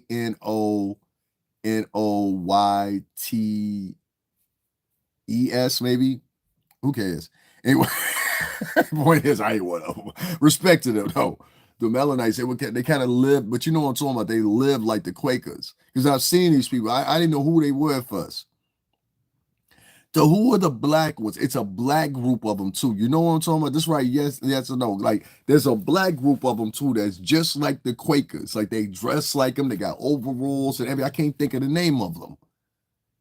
Yeah, it's a whole bunch of them down there, but it's them. It's the definitely the Muslims. I was with a Muslim woman for 7 years. I tell people this all the time. You know what I'm saying? That was born and raised Muslim. So I know the difference between a thotty and a good woman. She was a good woman. You know what I'm saying? We just had little differences that broke us up or whatever. If she ever see this, I to the bottom of my heart, I miss the hell out of you. I swear to God. I have never replaced you. I've never replaced you. That's crazy. Anyway, I'm sorry, I be having that moment with me because I be real with myself. That's what I was trying to tell y'all earlier. You know what I'm saying? I had a good chick. I didn't mess it up. We messed it up. I ain't messed it up. We messed it up. And it'd be one of them. If I ever had a moment of regret, I could take back in the time machine. I go back in the time machine right now and fix the two little problems we have, and then I come back and bring her back with me. I really would. I don't have no shame saying that. Some men that have shame saying that or whatever. Now you gotta be honest with yourself, boy. Be honest with yourself. You be 70 years old still thinking about that same woman. Yeah, it took two in this situation. It took two. But love to her. I hope she's all right. Definitely one of the most beautiful women I've ever been with. I say one of them because there's been a few, but I mean not a few, but there's been others. But she definitely sticks out in the lane as one of the best women I was ever with. I regret that we broke up. I really truly think you were my soulmate. You understood me perfectly and completely. And I will never, if I live to be 135 years old, never think what could have happened between us or whatever. And I love you very much, and I hope you're well. I have to say that. Now, she wasn't from Long Island, big. Mm-mm. Mm-mm. Mm-mm. But I tell you, I was with a Muslim woman that spent her youth wearing a hijab. I was with a Muslim woman that during her youthful years, she was taught the hadith. I was with a Muslim woman. I was with a very good Muslim woman. I really was. And for some reason or another, God has sent me, I know I'm going all on topic, right? But I'm honest with myself. God has sent me samples of women that maybe the archetype of what I would like physically, but mentally and this aura wise, I don't like to say spiritually, but aura wise, they wasn't. The way we met at an art gallery. It was my friend's art gallery. He had a presentation and a party after for Halloween, so I went there. And yeah, one of the best nights of my life. You know what I'm saying? I met her. I met her by giving her a light for a cigarette. And we just started talking, and we started laughing. She was dressed as Fiona from Shrek. I remember she had the whole Fiona um, um, stuff on her face or whatever. Yeah, it's a great memory or whatever. I have not fully been in a relationship with another woman. I didn't took a couple chicks out. I don't hold you, done whatever. But as far as like having a girlfriend, I have never had another girlfriend. Yeah, I really loved her. I've had other girlfriends that I've cared about and things like that or whatever, whatever. They'll almost tell you good things about me. You know what I'm saying? I mean, like I tell you little flaws depending on what period it was of dabbing that you got. Did you get 20-year-old dabbing, 25-year-old dabbing, 30-year-old dabbing, 30? They're all very different people, and most men know this. But salute to her, and I hope she's doing better. Doing great. I haven't seen her probably like 7 to 8 years. We've probably been separated now at this point. The same time we was together. If that give you any indication. So shout out to her. That's what I call a black queen. That's what I call a black queen. Some nigga said, "What's under the hat?" Your name is Mike. Why are you worried about how another man look if you just sit here and heard me talking about a woman? Y'all sent in on Mike 8844-881. Y'all sent in on him real quick. You see, you the type of men that I have a problem with. You heard me sitting here giving a conversation about a woman. And you came in here with your twinkle toe self. So I'm trying to keep this PG thing. And said, "What's under the hood, girl? What's under the hat, girl? Huh? What you got under your hat, girl?" Y'all sent in on Mike 884. Sit in on him right now. Let's go see what the reality. 13 years. Don't I be telling y'all, listen, if you've been on my podcast, what do I tell you? The average troll been on here 8 years or more. It's never 7 years. It's never 6 years. It's always 8 years or more. Here go another one that been on here real quick. No, you shut the fuck up, you. You shut up. You shut up. I ain't your boy. Your mama a boy. Yeah, your mama a boy. You a loser. You've been on here for 13 years. 13 years. You've been on here as long as the app been on here. And you ain't never figured out that you can make some money on here. You ain't got no friends, do you? Don't nobody in that house respect you, do they? Huh? You better get in there and take the trash out. Well, you know it's going to be cold out tonight. She going to kick you out again. Huh? You better go take the trash out. She gonna know we're gonna joke here for a minute. You better go take that trash out, or she gonna take a PS5 back, and it's real cold outside tonight, huh? She told you the other night when she made you kicked you out, didn't she? And you keep running back over there because you ain't got nowhere to go. You ain't even on the lease, boy. You ain't even on the lease. Mike 884, you ain't even on the lease. So stop running over here to my channel after you've been on here for 13 years. You can't do nothing even to help that girl in your house by at least taking 5 minutes out and starting a YouTube page so you can make some money off of it. You sit up in that girl, see, that's why he ain't saying that, because everything I'm saying is the truth. I know niggas. I know niggas. All right, Mike, peace. Yeah. Sometimes it hurts. Sometimes it hurts. Sometimes it hurts. You notice he ain't say nothing else. I know the type. Listen, I be around too many real. Listen, understand this. The dudes I come from, people that know me for real, know this is true, are like literally straight this mad. I'm gonna just put it that way. We've got guys that are doing still time. And like even at the ones that are out, they love me. They love that I hey, I love what you're doing, man. They've always done that. When I was in the music industry, it was all that. Yeah, he pieced out real quick because you know what I was talking about was the truth.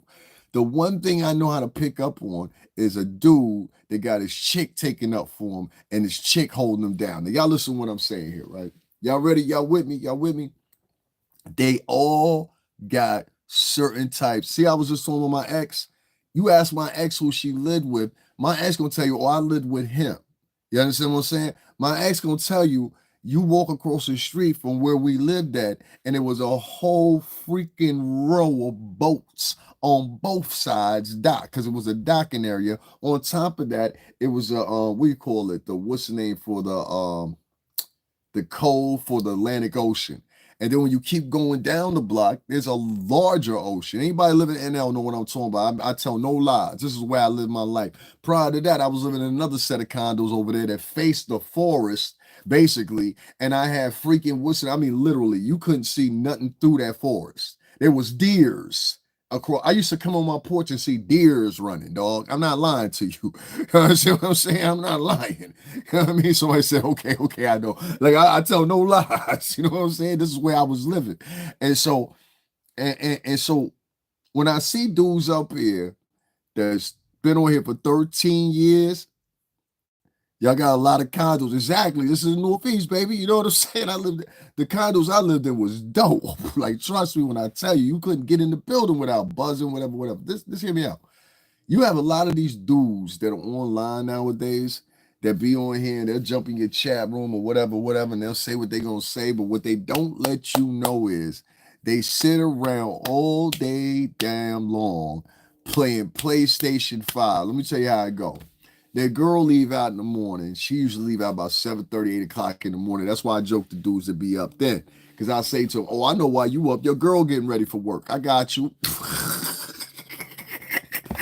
Trust me, try. You'll see the same thing. They'll silence up. They won't say nothing. Oh, I got you. You up because it's 7 because your girl getting ready to go to work. I got you. You know what I'm saying? You got to play a good boyfriend and all that. There's some dudes out here that's really like they professionals at this type of behavior. I've seen it. I've been on my own since I was 17 years old and I ain't never went back. No, I know the type. I had a friend like that. So I'm trying to tell you. So this nigga be up at 6:30, 7 o'clock, 5 o'clock in the morning, and I'll be going live. I'm working, making money, regardless if you donate to me or not. So it's like, the problem was, you'll get these men that come into my chat room. I just gotta explain this. You get these men that come to my chat room and they be saying this wild shit. And they, like, I had one dude even get off because they wanted to equate themselves to you. I mean, excuse me, they want you to equate themselves to yourself to them and what their current is. So some people actually out here believe, okay, I'm going through a bad time. So everybody that looks like me or resemblance of me is going through a bad time too. You know what I'm saying? Nah, nigga, your life is messed up. You know what I'm saying? Your life is in shambles. Mine ain't.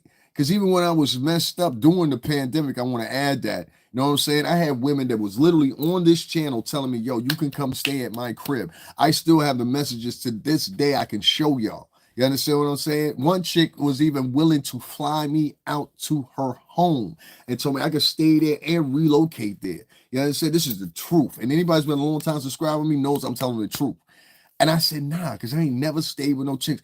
I didn't spend, excuse my French, I didn't spend the better half of my life always holding down a chick. I ain't never had to go to a chick's house. A chick had to come to my crib. You understand what I'm saying? My crib. And it's been like that since I was 17. So it's like, I ain't the type to be leeching up under no chick or nothing like that. Like, that just ain't my style. Y'all understand what I mean? Like, I don't understand dudes that do that. If y'all a couple or something, that's different. But, like, I don't understand dudes that, like, there's dudes out here that prowl on chicks strictly so they can have somewhere to stay, especially right now if you in the Northeast. Don't say nothing to me, you live in the Northeast. I say some shit, you'll be out there in the cold tonight. You know what I'm saying? I wish somebody would have got smart with me on Monday, Tuesday, and Wednesday, as windy as it was out there. I said, let me say this. If your girl listening, listen to this. That nigga don't love you.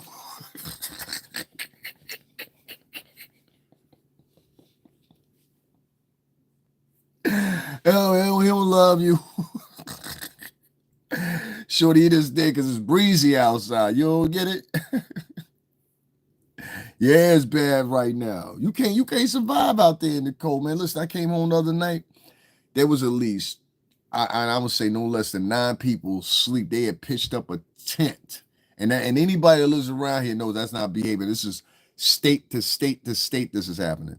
But dudes they be preying on chicks. No.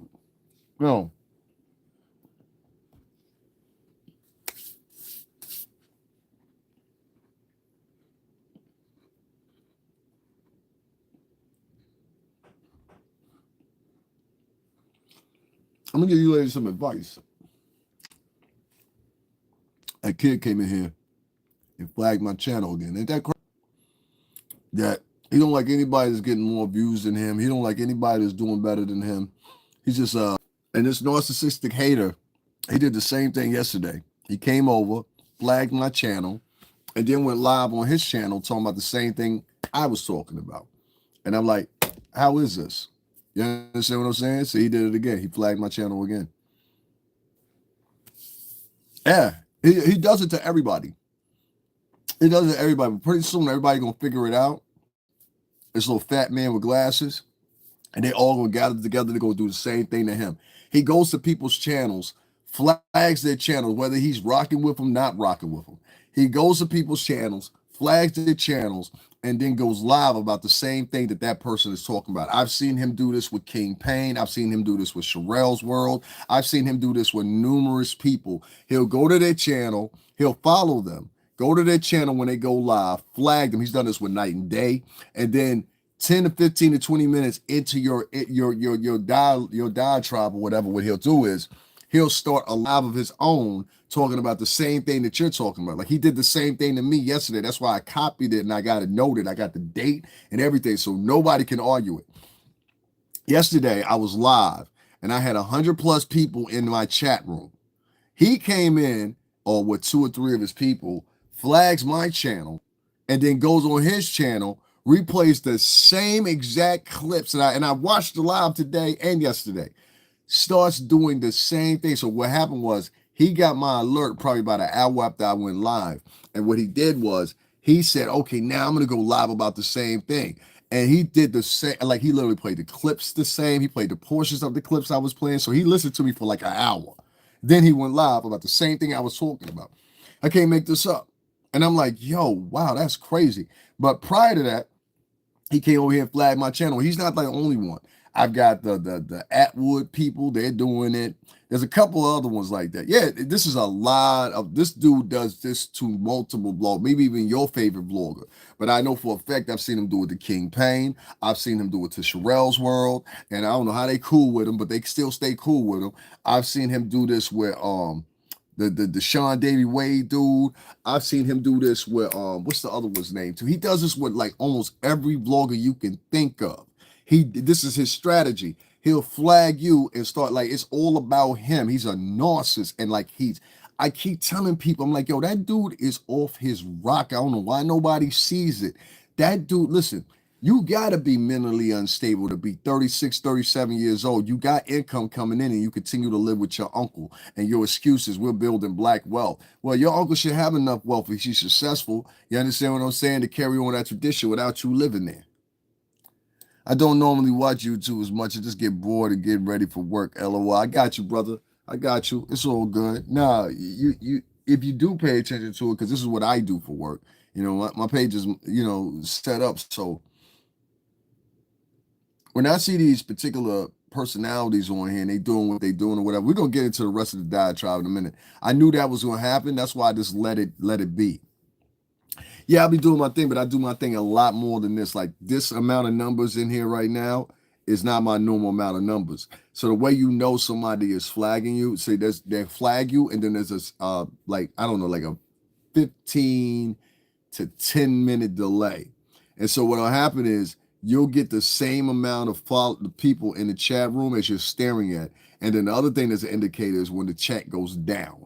You understand what I'm saying? So what his intention is when he flags it, falsely, of course, when he flags the page, what his intention is to get people to get the algorithm confused so it won't push me out. And since they won't promote me and I'm dependent on their promotion here on YouTube, he knows this. So what he'll do is he'll false flag your video, then go live. He knows nobody's going to flag him from the channel because you're still live. So that's why he does it the same time as you do it. So by the time you're done and the time he's done, Yeah, nobody, the crowd doesn't even realize it. I realize it because most of us have been through in the game here for about 5 years. We know what it is. This guy is one of the most pathetic dudes as far as his strategy. I've seen him talk about people, then he'll go sit up under them or whatever. Nobody calls him out. This dude goes and gambles with the people that donate to his money. But I can't say nothing about that because that's what that fraction of I guess, the African American community over there, that's what they tolerate as good entertainment. You understand what I'm saying? A man that repeatedly jumps online, starts stuff with people, and then turns around. One of the things that really had me sad, and then they just eat this up. This is a 37-year-old nigga. The fuck? You know what I was doing at 37, dog? At 37, which was probably my up next to almost last year at Bad Boy Entertainment. I think that year I did Memorial Day weekend. We did the Super Bowl. We did like a couple events.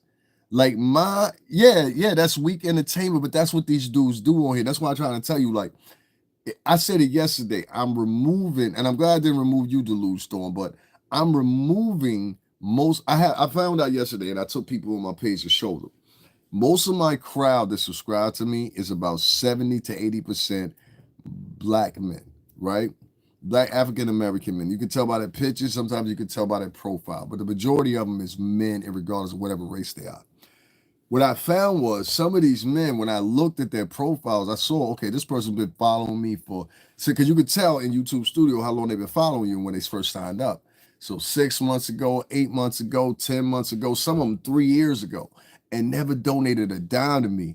But I recognize some of them because some of them would be, hey, Lady Sparkle, some of them would be in the background and they would say something every now and then or whatever. But I said, yo, why is it? Because YouTube gives you the stat. Yeah, you go to YouTube Studio, preferably don't go to the YouTube Studio that's in the app. Go to the online version of YouTube Studio. That's the one that's going to give you all the other extra stuff. For all you YouTubers coming up, stop using the app and go online. Just enter in YouTube Studio and then do it that way. It's better. You'll have more options and everything else. Thank you, Lady Sparkle. You know what I'm saying? Do it that way. You'll be able to find out. It'll give you a precise intricates as far as your data, precise intricates as far as like how much money you make, everything. You know what I'm saying? So that's the one to do. Instead of going to the app and using YouTube Studio, go online and use YouTube Studio and put in your phone at the time when you do it. Switch your phone from app use onto desktop use. You understand? You know, with that little ball on the side or whatever. Just put it to desktop version. You'll see exactly what I mean. And peace to you too. We just sit over here kicking that shit or whatever, but I was just trying to explain something to somebody real quick. So the majority of the dudes that we found out yesterday that follow me were black dudes. And so I was like, yo, that's crazy. None of these dudes are like, yeah, YouTube Studio. None of these dudes are like donating, supporting the channel, whatever. And what I found out when I went to some of them's channels, it seemed like most of them's channels were kind of like these T channels. Some of them had channels, not all of them, but it was like, I don't know, probably like a good 20 something I went through that actually had channels. And some of them were, you know, mildly successful, you know, 800 views, you know, whatever, in their scope, because they only had like 3,000 followers or something like that. And so when I was checking out their pages, I was just like, okay, so you got material up here. You'll find all the things that all the other podcasters have. You'll find a Cash App. You'll find a link for this. You'll find a link for that. You get what I'm saying? And so I was just like, wow, this is crazy. Like, these dudes know what the game is or whatever, instead of paying homage or whatever, and they see all the things that people are doing. And then some of them, what disturbed me was I found two of them that did this. There was two of them that was actually using my comments in their commentary, which was real disturbing. I was like, that's wild to me. Like, I had never had nobody like basically plagiarizing your own words and my own thoughts. You know what I'm saying? So I was just like, yo, that's crazy to me. But I started going in yesterday, and I really did it the day before, that I started removing a lot of the black men, because what I found when their diatribes on their channels, they were, and listen to me, they were very abrasive to other men of color. They were very judgmental to other men of color. They were very downplayed of other men of color, yet and still they're men of color. So I said, well, do you really think in the back of your mind that other people from other races are going to stand up with you and you basically are uncultured. You're doing this and you're talking, you're carrying yourself away because you think in your mind that's what will suffice to get you over the line. Once again, I tell you how individualism and capitalism is the mind state of most black men nowadays. Individualism and capitalism. Individualism and capitalism. This is the mentality of most black Latin men and black and Latin women. Individualism and capitalism. Individualism and capitalism. Let that sink in. Individualism and capitalism. Yeah, they don't. And that's when I sit up here and talk about, listen, I come under the tenets of Dick Gregory, James Baldwin, the noble Drew Ali. You know what I'm saying? These are people that I've read their teachers. I know what they are. Like a lot of people right now, y'all represent, y'all understand me for who I am right now. A lot of people, they don't. You know what I'm saying? But the point I'm getting at is, it's crazy because these people will use those monikers. They use them to make money here online, regurgitating stuff that those people really stepped in the streets for, and then people took billy clubs to the head for to fight for. And matter of factly, had they not done that, you wouldn't even be free to sit up here on YouTube nowadays and preach and say everything you want to. But mind you, I'll give you a perfect example. People use Kim Porter's name all the time. Kim Porter's birthday was what day? I was waiting for that. I told the homie a month before it went down. I said, watch on Kim Porter's birthday. You're going to find nobody's going to say, out of all these podcasters that use Kim Porter's name, oh, we just trying to get justice for Kim Porter. No, you're just trying to be the loudest voice in the bunch. That's what you're really trying to do. Now, one of these people came online on Kim Porter's birthday and said, happy birthday. Now, if you find a video or one of your favorite vloggers that said happy birthday, Kim Porter, in her memory or whatever the case may be, send it to me. Send it to me. Send it to me. Now, one of these people had, thank you very much. Now, one of these people it's been people on here for years using Kim Porter's name. And you can't make a post telling her happy birthday. And it wasn't that long ago. Wasn't even that long ago. And you go back and you match that date when you find out, match that date to your favorite podcasters and do yourself a favor. Ask yourself the question, do we got a point? Ask yourself that question. Say, do we have a point? That's why a lot of these podcasters and these people, they don't like me, because I come from a different place. I'm not one of these people that's giving my opinion or whatever. I was actually in the music industry, homie. And I was actually around when a lot of this stuff that they claimed happened in that time frame. But y'all donating y'all money to some dude that's sitting in Wallahoo, Alabama, or some dude that's sitting out in Oakland, California in his uncle's basement, talking about he's the know-it-all in the It's hilarious. He had his whole girl cover here, I guess, or whatever. And shorty, don't play with me like that. You know what I'm saying? Don't play with me like that. Don't play with me like that. I got chicks too. My do dirty chicks is harder than your do dirty chicks. Trust me. But you are making sense, because I do see people throw her name around talking and trying to get justice for her, and they don't mean it. They don't care. That's what I'm trying to tell you. Like, one of the things I noticed in the past 3 years, and where I talk the way I talk, and now other people are talking the way I'm talking, like, you got to realize, I heard Stephanie Mills, legendary singer Stephanie Mills. I never threw love like this before. You know that song? I heard Stephanie Mills say to the people, she said, it seems like they spend more time attacking each other. I just heard recently Gladys Knight, look up that clip. She said the same thing. I heard other older Black Americans say the same thing. It's just like that. It's like they hate each other. And I'll tell you what it's from. And I don't care how nobody take this. It's from a whole generation, personally, in my opinion, a whole generation of single-raised degenerates.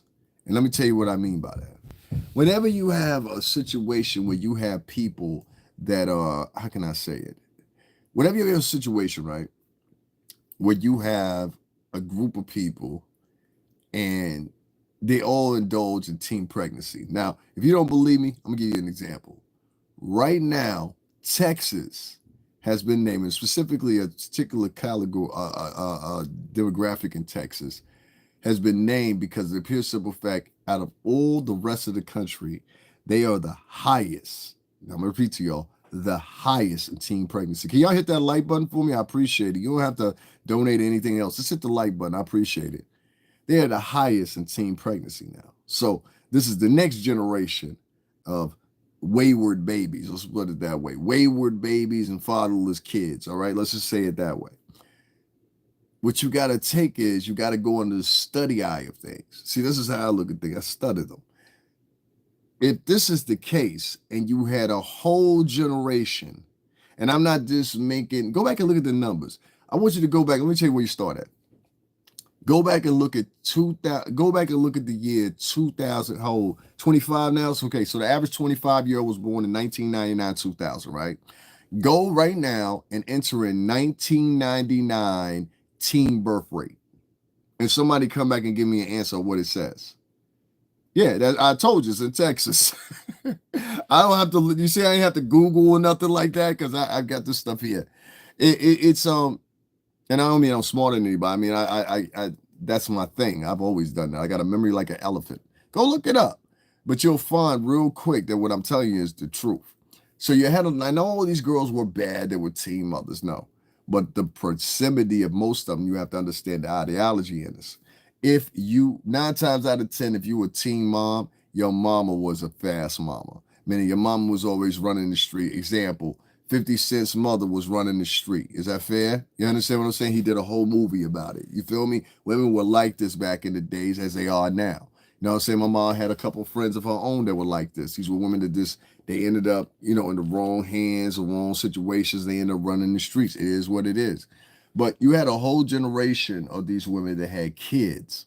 And what would end up happening is, like, a lot of times it was 3 or 4 problems, really. One is the environment they lived in, they continue to live in, and raise those kids in for the next 18 years. The second one was they never had any brothers or solid uncles or grandfathers or things like that that they could have around the kids. A lot of times the kids that were in the family, they criminals themselves. You understand what I'm saying? I'm dead serious about this. A lot of times these boys were raised around men that if they were influence rate with them, they were criminals or lived in bad situations or having hard times and not really the particular person to look up to like that anyway. The third one was the kids would end up getting sent to auntie, uncle and them, grandma and them, you know what I'm saying? And now they didn't finish raising their kids. Now they raising a whole new set of kids and based off their results from the kids, you know what I'm saying? And now this teen grandchild parent, you know what I'm saying? It goes to show that the rearing didn't go very far. Is that fair? So what you have is subsequently you have a whole generation of people that grew up like this, and collectively those kids come together under one collective symbology. No, it's not symbology. One complete sonar fashion. It's almost like zombies, you know, they all gather together and they all walk with each other. They understand each other.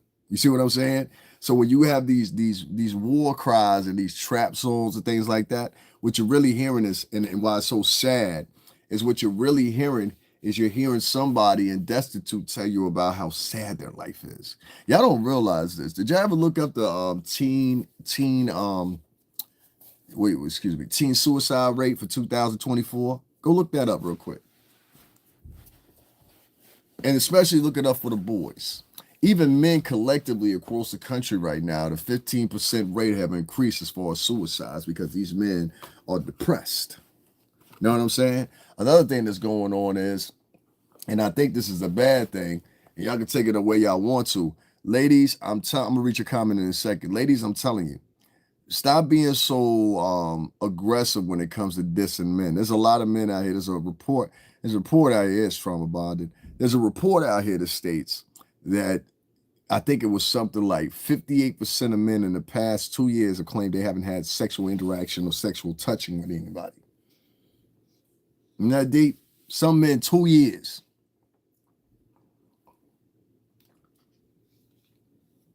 Two years without touching the vajay. 2 years. And so a lot of these men, as year 3, 4, 5, 6, 7, because these men are hunters. Naturally, that's what we are. We're hunters and gatherers. You understand what I'm saying? At one time in this world, we used to knock a chick over their head with a dinosaur bone and grab her, put her over your shoulder and go have your way with her. You know what I'm saying? This was the way of the world at one time in this country, and the wagon trails or whatever, whether you want to believe it or don't want to believe it, this is written in history. I don't care how you feel. You understand what I'm saying? There's a movie with what's this guy's name? I just said his name the other day too. Amber Heard, Johnny Depp. And there was a movie he was in, he played a vampire. I might even watch that tonight again because I ain't watched it in a minute. I can't think of the name of it, but in one scene in it, he says, "How old are you?" And she says, 15. He said, "You must put those birds in hips to use." Because the life expectancy at that time was only like 35, 40 years old. You get what I'm saying? In that time period in life. So it made sense for a woman to have a child at 15, 14, 13 years old. We're not in those times anymore. Yet these girls are still doing this and they're having teen pregnancy. Some of these girls, listen, how can I put it to you? Some of these girls out here, and y'all are like, they're so innocent. These girls are not innocent. I didn't see these little fat, like my aunt used to say, these little fast ass girls. They be out at 2 o'clock in the evening walking through the stroll, involved in all kinds of shit in the tri-state. There's girls up here that, even when we was growing up, there was girls up here that used to, who remember the girls who used to run around, the Neanderthal girls and the Latin Queen girls used to do that shit. They used to walk around with the little bats. Y'all know what I'm talking about? The little Louisville sluggers, the little small ones.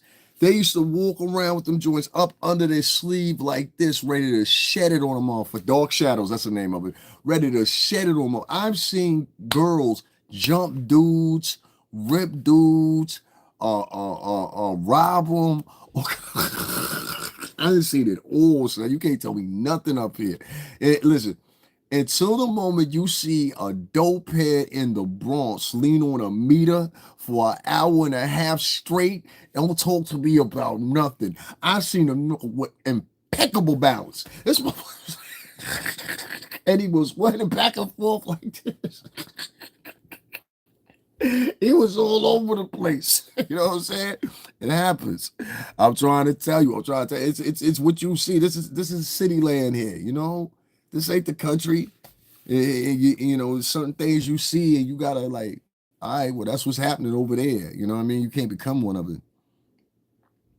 Oh, Baltimore, shit. Baltimore, Philly, a war zone right now. So is Baltimore. Will I repent soon? Who said I was a sinner? Who said you were holy?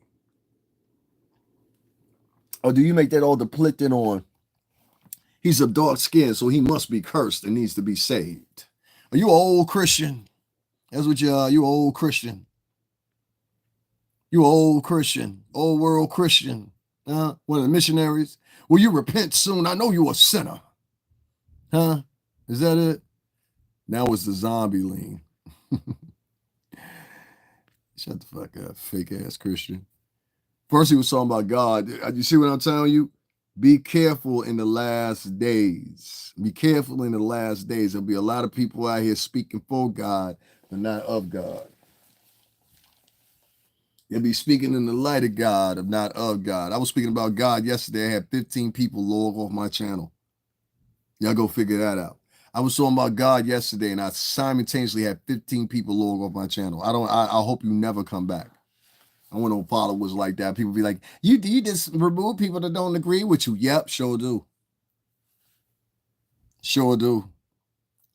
All right, guys, this is what I'm going to do, right? I'm going to end this podcast. I'm going to go smoke me a cigarette. I'm going to rename this podcast because we got into something totally different. Unfortunately, let me look and see if anybody donated. They probably haven't, but you know what I mean? It is what it is. Of course not. You know what I'm saying? But it's all good. Like I said, you got to be a fraud to get donated to nowadays. From the urban community, the white community, everybody. You got to be a fraud. So I just expect what happened to it. Oh, here's somebody. Diddy loves you, and he wrote some. Oh, that's cute. That's cute. Who was talking about? Was he talking about Diddy in here? Anybody remember talking about Diddy? Anybody? Well, why is this dude in here talking about Diddy love you? Where you know me from? You know me from somewhere? I know where you know me from because you've been a troll here on my page. See what I be trying to tell y'all? So I be trying to tell y'all, it's like 1,000, at least 1,000 of them. 1,000 of them. So what they'll do is they'll like, I don't have a history of beefing. We're gonna rename this podcast. So none of this shit that's written right there is gonna be talked about. So if you want to leave, you can leave. We're gonna do this on the next one, all right? We're gonna do this on the next podcast. Because I can't understand it. Like, let me tell y'all something, right? Let me tell you about my past year, as being a vlogger. I went and looked, and I'm putting together a reel right now of everywhere that I went to. Yeah, they all like that. They all like that. I don't be worried. I don't be worried about that shit. It is what it is. You know what I'm saying? Like, if you gotta, let me tell you something. If you have to talk in a certain way, or be racist, or because a lot of African Americans, that's what they're doing now. They want to be racist now online. They think that makes them cool. You know what I'm saying? I peeped that shit too, and that's from the FBA headquarters over there. You know what I'm saying? We'll talk about them in a minute too. Because you heard me when I told you I said 70% of my audience, and I showed it to my audience yesterday, and I'll make a clip of it and put it up for you so you guys can see it for yourself if you haven't seen it. 70% of my following is men of color. I found it. You understand what I'm saying? We even showed the ages of them. And nor the young ones or the old ones will donate to me. But in this past year, if you look at the material from this past year, and I encourage all y'all to do it, if y'all go, yes, sir, my bad for steering away from the original idea. No, it's all right. No, it's all right. It's all right. It's all right. Sometimes shit mean to go like that.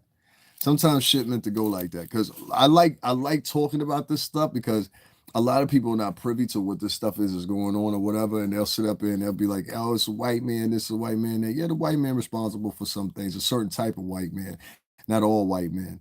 You know what I'm saying? But what the problem be is, it be a lot of people on here that literally sabotage people but want the best for themselves. You see what I'm saying? So they'll sabotage other people, go to park. I've had people literally, we caught this dude 2 times. I even got a recorder so he can't lie.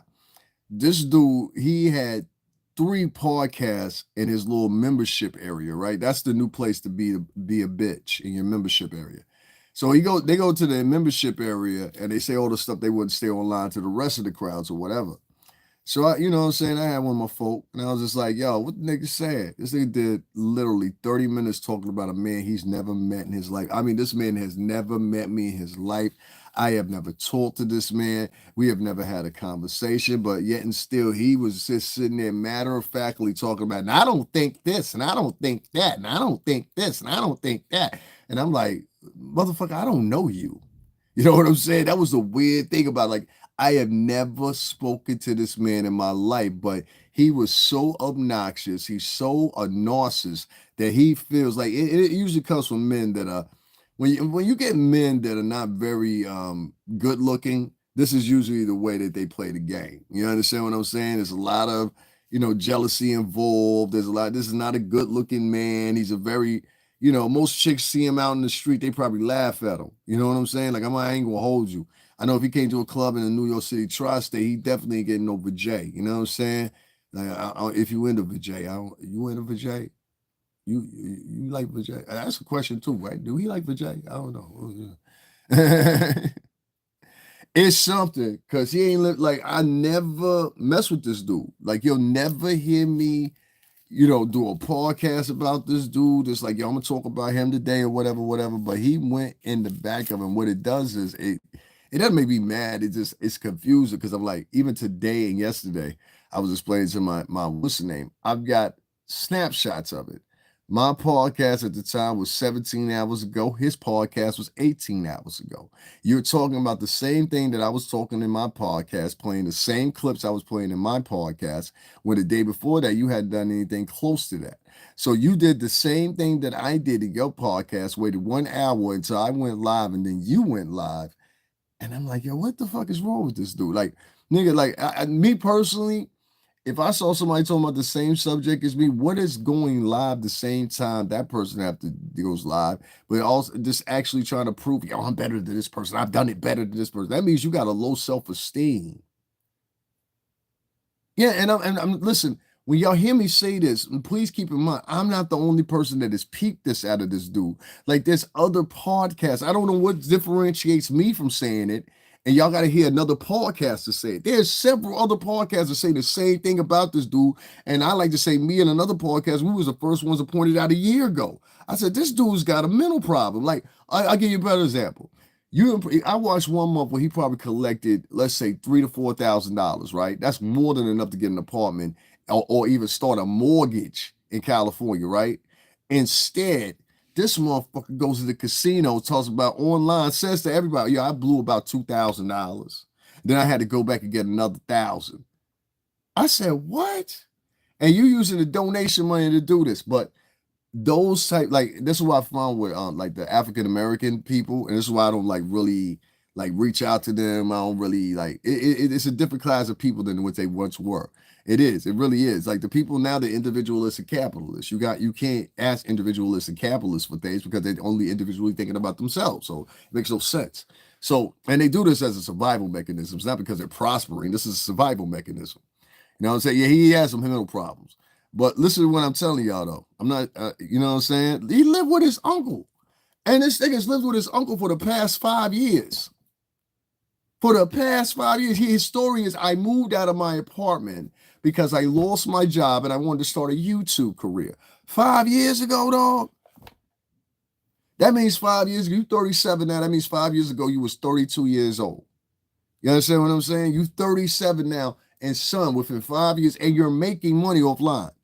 Make sure that's correct. He's making money offline. You blowing $3,000 at the casino, going on excursions, and nobody in that chat room because they like this man. And the problem is, a lot of black women don't like masculinity, and especially don't like masculinity within their own men. I hate to tell you this, but I've had this problem a million times. I can't tell you how many times. And guys, if you know what I'm talking about, how many times you walk past a black woman nowadays and they trying to challenge you like they can physically beat you or something? You know what I'm saying? I had to tell this girl one day, I was like, yo, what's up? You want to fight? Nah. What you want? Then she tried to flip it. Like I said, no, because you sitting there staring at me. So she didn't even realize I had started recording her beforehand. This is so she, because I anticipated she was going, no, not me. That's how they do. You know what I'm saying? They'll start something with you, then turn around and act like they a victim. And so this black chick, she did that shit to me, trying to try me. But I noticed a lot of black chicks be running around, Latin ones too, be running around trying to try dudes and talking crazy. And I just be like, yo, chick, do you see how tall I am? I'm almost 6'3". I can put my hand around your throat and lift you up in the air. Like, seriously. And they mistake being hesitant with being scared. And I'm not scared. I'm just being hesitant because I know what I can do to you. Always try to flip it. And I've seen this repeated pattern a lot with these girls. That's why I said when I saw Jaguar over there today, and she was over there with the other two chicks and the magic chicks. Oh, the Shane guy, he's disrespected. Nah, I'm respectfully, bitch, you on your own. Y'all wanted to rock with that nigga, go over there and rock with that nigga there. That's all that come with it. I told you hoes 2 weeks ago what was going on out there. You ain't want to listen. No, instead, I know the rhetoric, especially from the French chick. She thinks she know everything. You know, Maggie, the French owl, whatever the fuck her name is. You thought that you had all the answers. And the whole time, it was a snake taking a little bit of venom and putting it in the back of your leg every day. You ain't even realize it. There's a little bit more venom, a little bit more venom, a little bit more venom. And you sat over there, you was plugging for them and everything else. No. You stay over there with them motherfuckers. No, you stay over there with them. That's what they would have told them in Florida somewhere. No, you stay on over there with them motherfuckers. That's your peoples. You was willing. You know what? Let me tell you something. You can't be ran. You know what I'm saying? Shout out to Crystal Ave. Ran or be ran. You can't be ran for a year out, ran for 2 years out of however long you've been on that channel with them folks, and then turn around, Maggie the Black Owl, and be like, nah, I want independent. Nah, it don't work that way. You can't walk it back. And any nigga that's out here, don't be trying to play Captain Save-A-Ho and come in and save them. No, they on their own. You made the decision to run over there with them, and you said, nah, these people are better than messing with the African Americans, so we're going to run over there and mess with them. You know what I'm saying? It's someone who was with them. Yeah, she was with them. She been over there on that channel for like 2-3 years. I would have known from the get-go, don't be real careful what you tell this motherfucker. She run back telling everything. everything.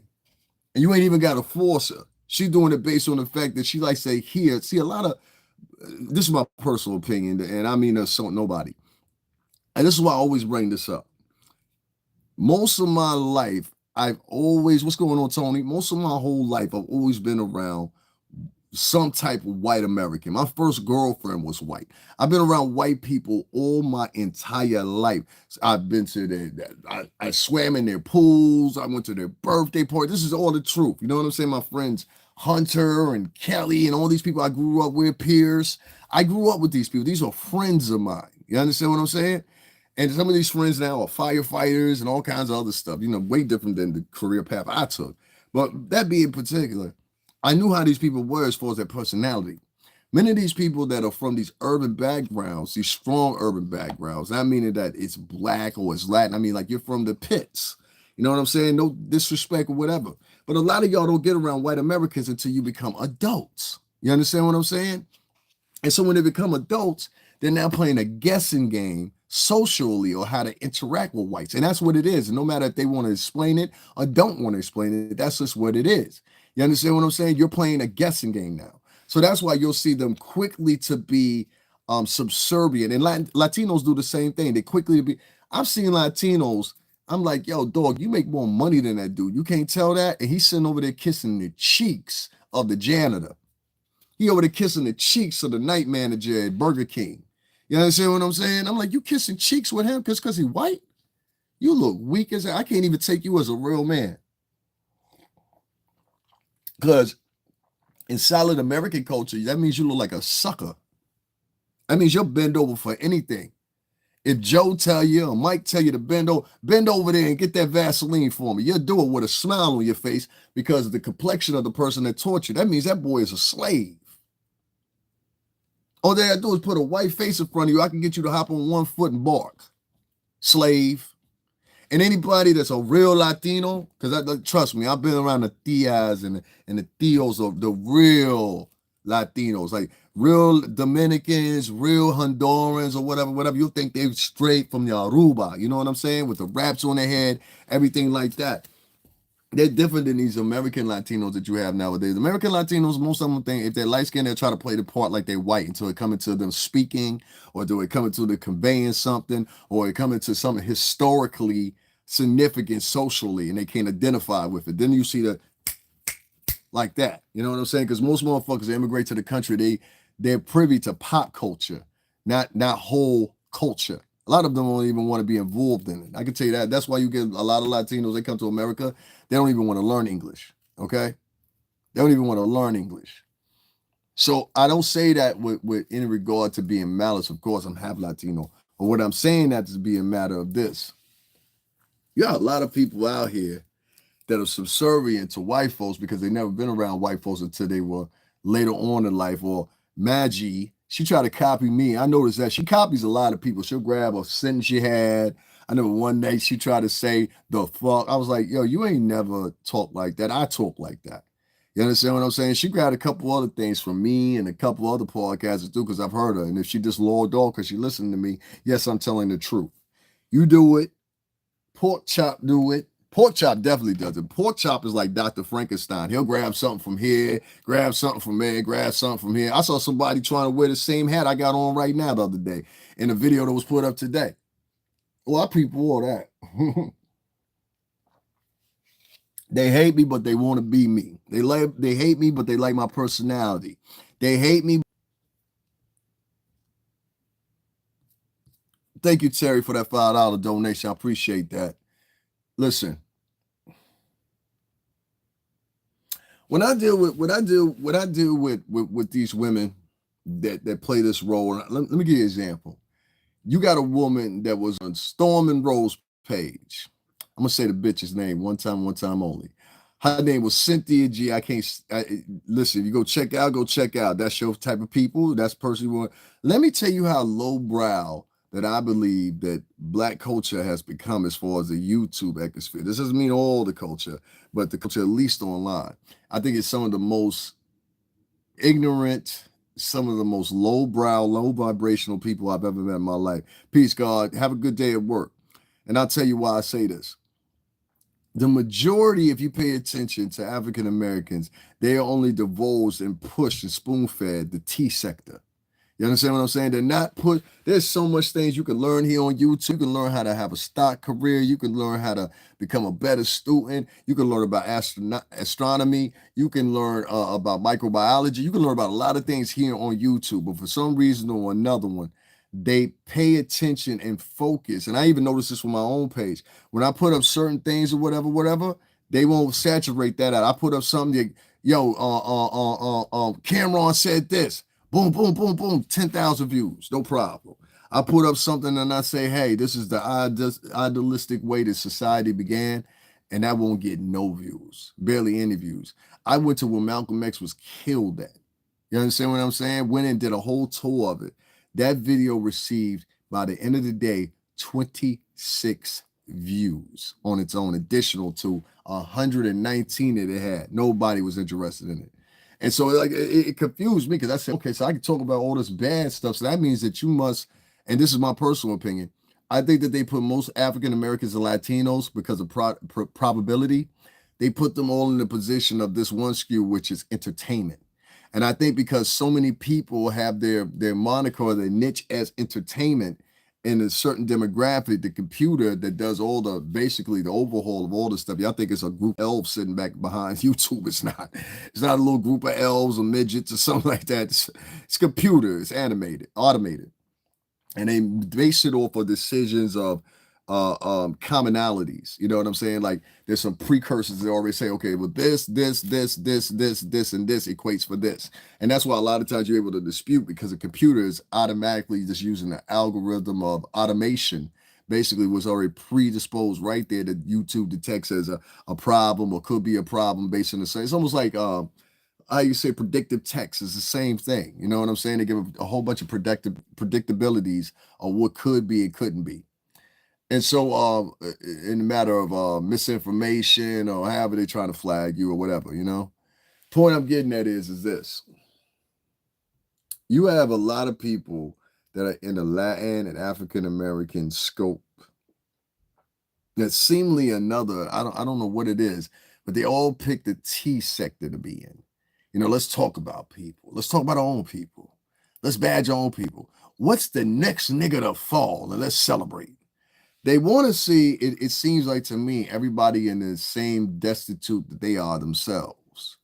You understand what I'm saying? So could this really be that they're projecting it as a unilateral mass projection of one's unaccomplishments? You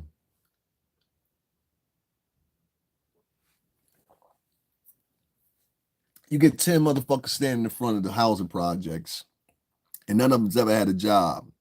And the one guy that walks through with a job, they will harass that guy, they will bother that guy, they will pick on that guy and everything else. But the guy that came through and possibly just got out of jail for shooting somebody that lived in that neighborhood, right? That dude, they'll celebrate him. Oh, your son just got out. Make sure he get a stack, son. Make sure he get a new pistol. Yo, make sure he gets some new clothes. Make sure he do that. But the dude that they see working hard or whatever, they won't support him. Trust me on this. Have you ever had a question or else? Nah, but I'm not answering no nigga named Weirdo. So peace. So my point is this, man. I know I rambled along, and we're gonna do the original. What's the name? I'm gonna change this in a minute, but I just because I talk about this so much, it gives me a headache at this point. That's why I'm lifting my hat and everything like that, because it just gives me a headache. I'm growing my hair out, you know what I'm saying? Everybody never seen my hair. That's my hair. Y'all see the grade of my hair now? Somebody was like, I'll never see the grade of your hair. I think I got pretty decent hair. I don't know. It's like straightish. It's like a weird grade of hair. I don't know. It's like my hair on my head is like my head on my hair on my eyebrows, which everybody seems to point out, but that's my hair. So I'm growing my hair out. I'm tired of being bald-headed all the time. When he said facts, that's what's up. Yeah, so like I said, amongst because I needed to talk about that anyway. Amongst this removing Black American men from my podcast. I'm gonna have to do some more of that. I'm getting rid of a lot of these guys. These guys are like it's a rat race with them. It's like they don't come over to help you. They come over to compete with you. Like if you say something, they'll raise a question and try to compete with you.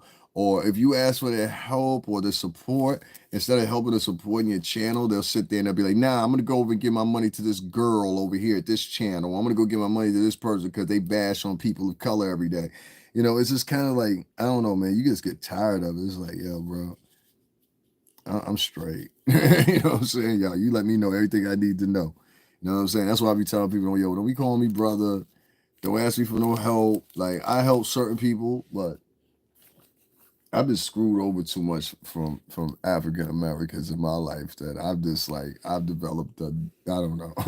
It's just it's like no matter how much you try to help them, they're not gonna help you. They're gonna get what they can get and get the most of it, and then they're out. And then like they don't want to call on nobody until they got trouble.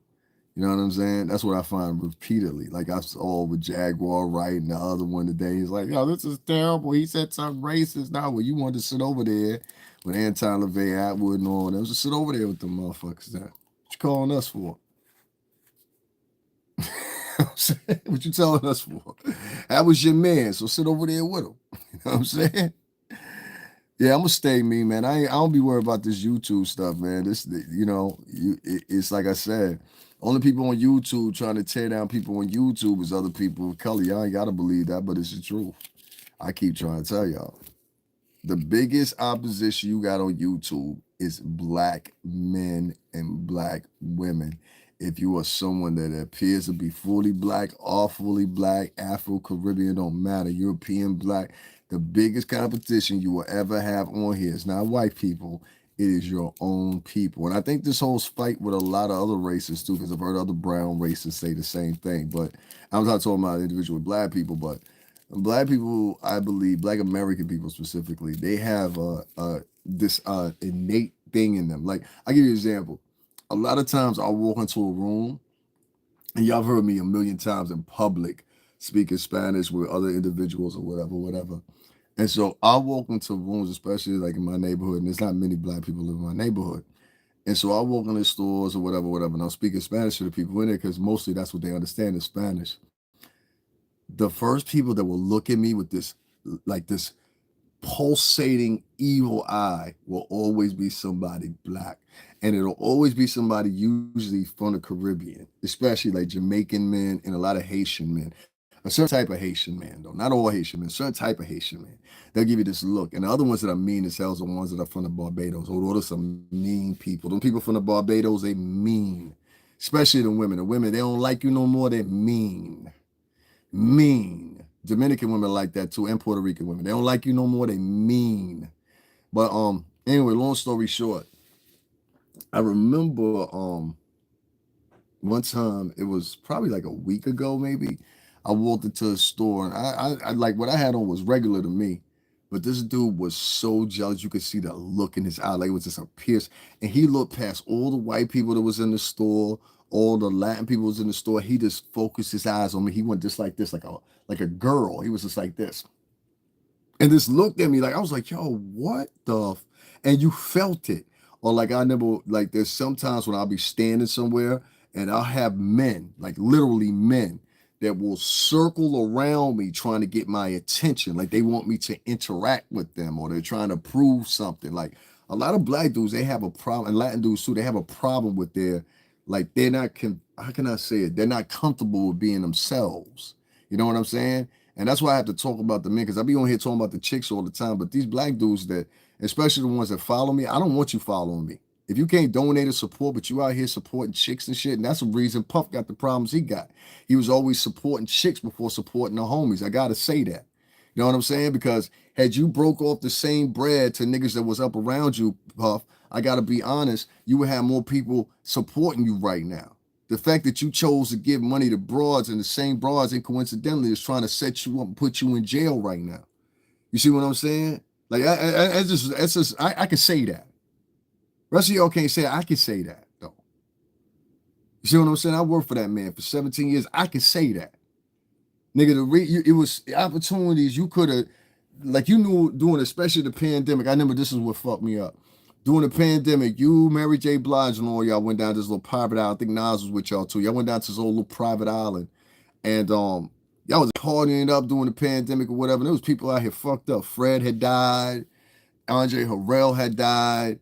And nigga, you was down there partying with Mary J. Blige and fucking Nas in a private island. I was like, yo, nigga, this is the wrong time to be doing some shit like that. Like, people are fucked up right now. You out here stunting?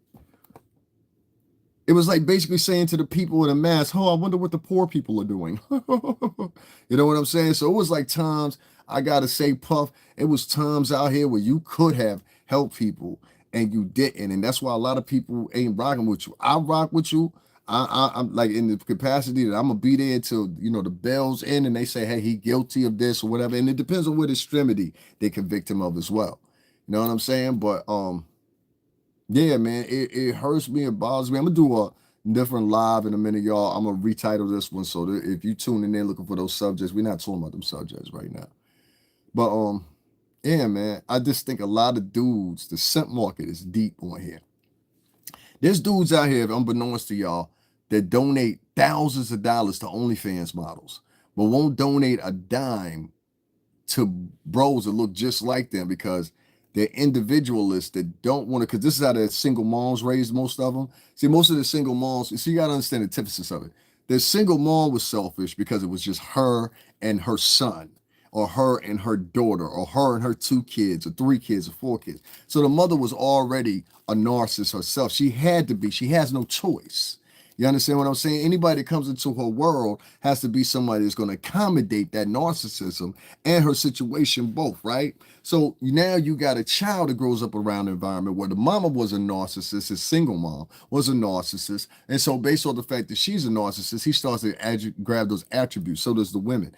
The difference is with a woman is kind of expected, but with the men, it's a surprise because most people don't see a man acting like that. Well, it articulates into their life too. You need an example. How many of you black men been walking past and a black dude will stare at you out of the blue and give you the most dirty looking look you ever seen, or a Latin dude will look at you and give you the dirtiest looking look they possibly can, or turn around and start joking with you? Yeah, you know, the drugs and the da-da-da-da. Yo, I was locked up, son. Da-da-da-da. Like, you know, people like this, they'll try to embarrass because they don't want nobody else to move forward. Because they want you to be right where they at. This is the average thinking capacity for most black and Latin men. I'm trying to tell you. So, yeah, I talk about the women on here all the time. Let's talk about the dudes, too. I got 70% of my shit following me. Listen, I want all y'all that don't donate a dime, please unfollow me so some real chicks can get up here and follow me. Please unfollow. If you can't donate a dime, you can't support the channel, you know my channel was fly, please unsubscribe to me. That's all I ask. I don't want no fake black dudes around me because I want to get rid of you now before you have a chance in the episode to do something in the future. So the only thing I ask is unsubscribe to my channel. If you were previously subscribed to my channel, you have no intentions of donating or supporting this channel in the now or in the near future, thank you very much. We got 5 already. Go. Please unsubscribe from my channel. I don't need you here. Trust me. I was doing perfectly fine before you showed up. Please unsubscribe. Plus, you clogging my longtime subscribers for them seeing my notifications. So, can you please, if you don't plan on donating to this channel, and I think I got the very right to say that. You know how much money I done spent filming for these people, court cases, exhibitions. I done had stars on here, everything else, and their jealousy,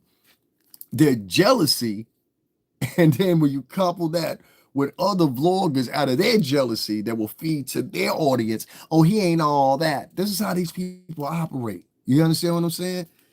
That's why I said I don't want no child meddling with them 2 cultures right there. I don't want my child meddling. See what he got? Like, if they do this to his daddy, what you think they're going to do to his son 20 years from now? I would have to be a fool. I would be setting my child up. Sounds not too good to have a baby by a black American chick or something like that. No. Look at what they got. Look what they got. Fake black dudes. Here's a fake black dude that didn't throw a dime in the fucking Cash App. You fake too, nigga. It always be them niggas right there. No, I'm the real one because I wrote a comment. No, you fake too. You should have made a donation and wrote a comment. Fake ass nigga. I meant you too. It always be those ones or the ones that come in there, yo, brother, I'm gonna donate in the future, brother. Don't call me brother. Don't tell me you're gonna donate in the future. I don't want to hear none of that shit. I earn my money. I don't just sit up here and fucking like, you know what I'm saying? I don't know you. I don't want to know you. Quit coming in here trying to kiss me on the cheek, you sweet motherfucker, you. I don't know you. Stop coming in here and telling my sheets, bro. And like we homies, we go back. You in the next room across the street. This is not that type of deal. I don't know you. Quit trying to talk to me. You know me. Jeez, bro. Like we buddies. I don't know you. You understand what I'm saying? It's weird how that's how you know the lonely people on YouTube. Lonely people on YouTube, and you see it when I expose them. You've been on here 10 years. You got 8 followers. You've been on here 13 years. You got 25 followers. Nobody likes these people. Most trolls are people that are folks that people don't like. Most trolls are people that tried the same brand and they tried the same thing and they're unsuccessful. Most trolls are people that are haters or people that want the max for them, but don't nothing for you. And this is where you get these individualist capitalists that exist right now and today, and this new batch of African Americans you got, and a new batch of Latinos that you have as well. I don't care what nobody say. These guys are individualists and capitalists. And this is what's been prone into their mind. And I blame Boyce Watkins. I blame Tariq Nasheed. I blame a couple of these people. Umar Johnson, you're to blame too. You guys' teachings have turned these kids into robots. They're more primed and prepped for the system than they ever was.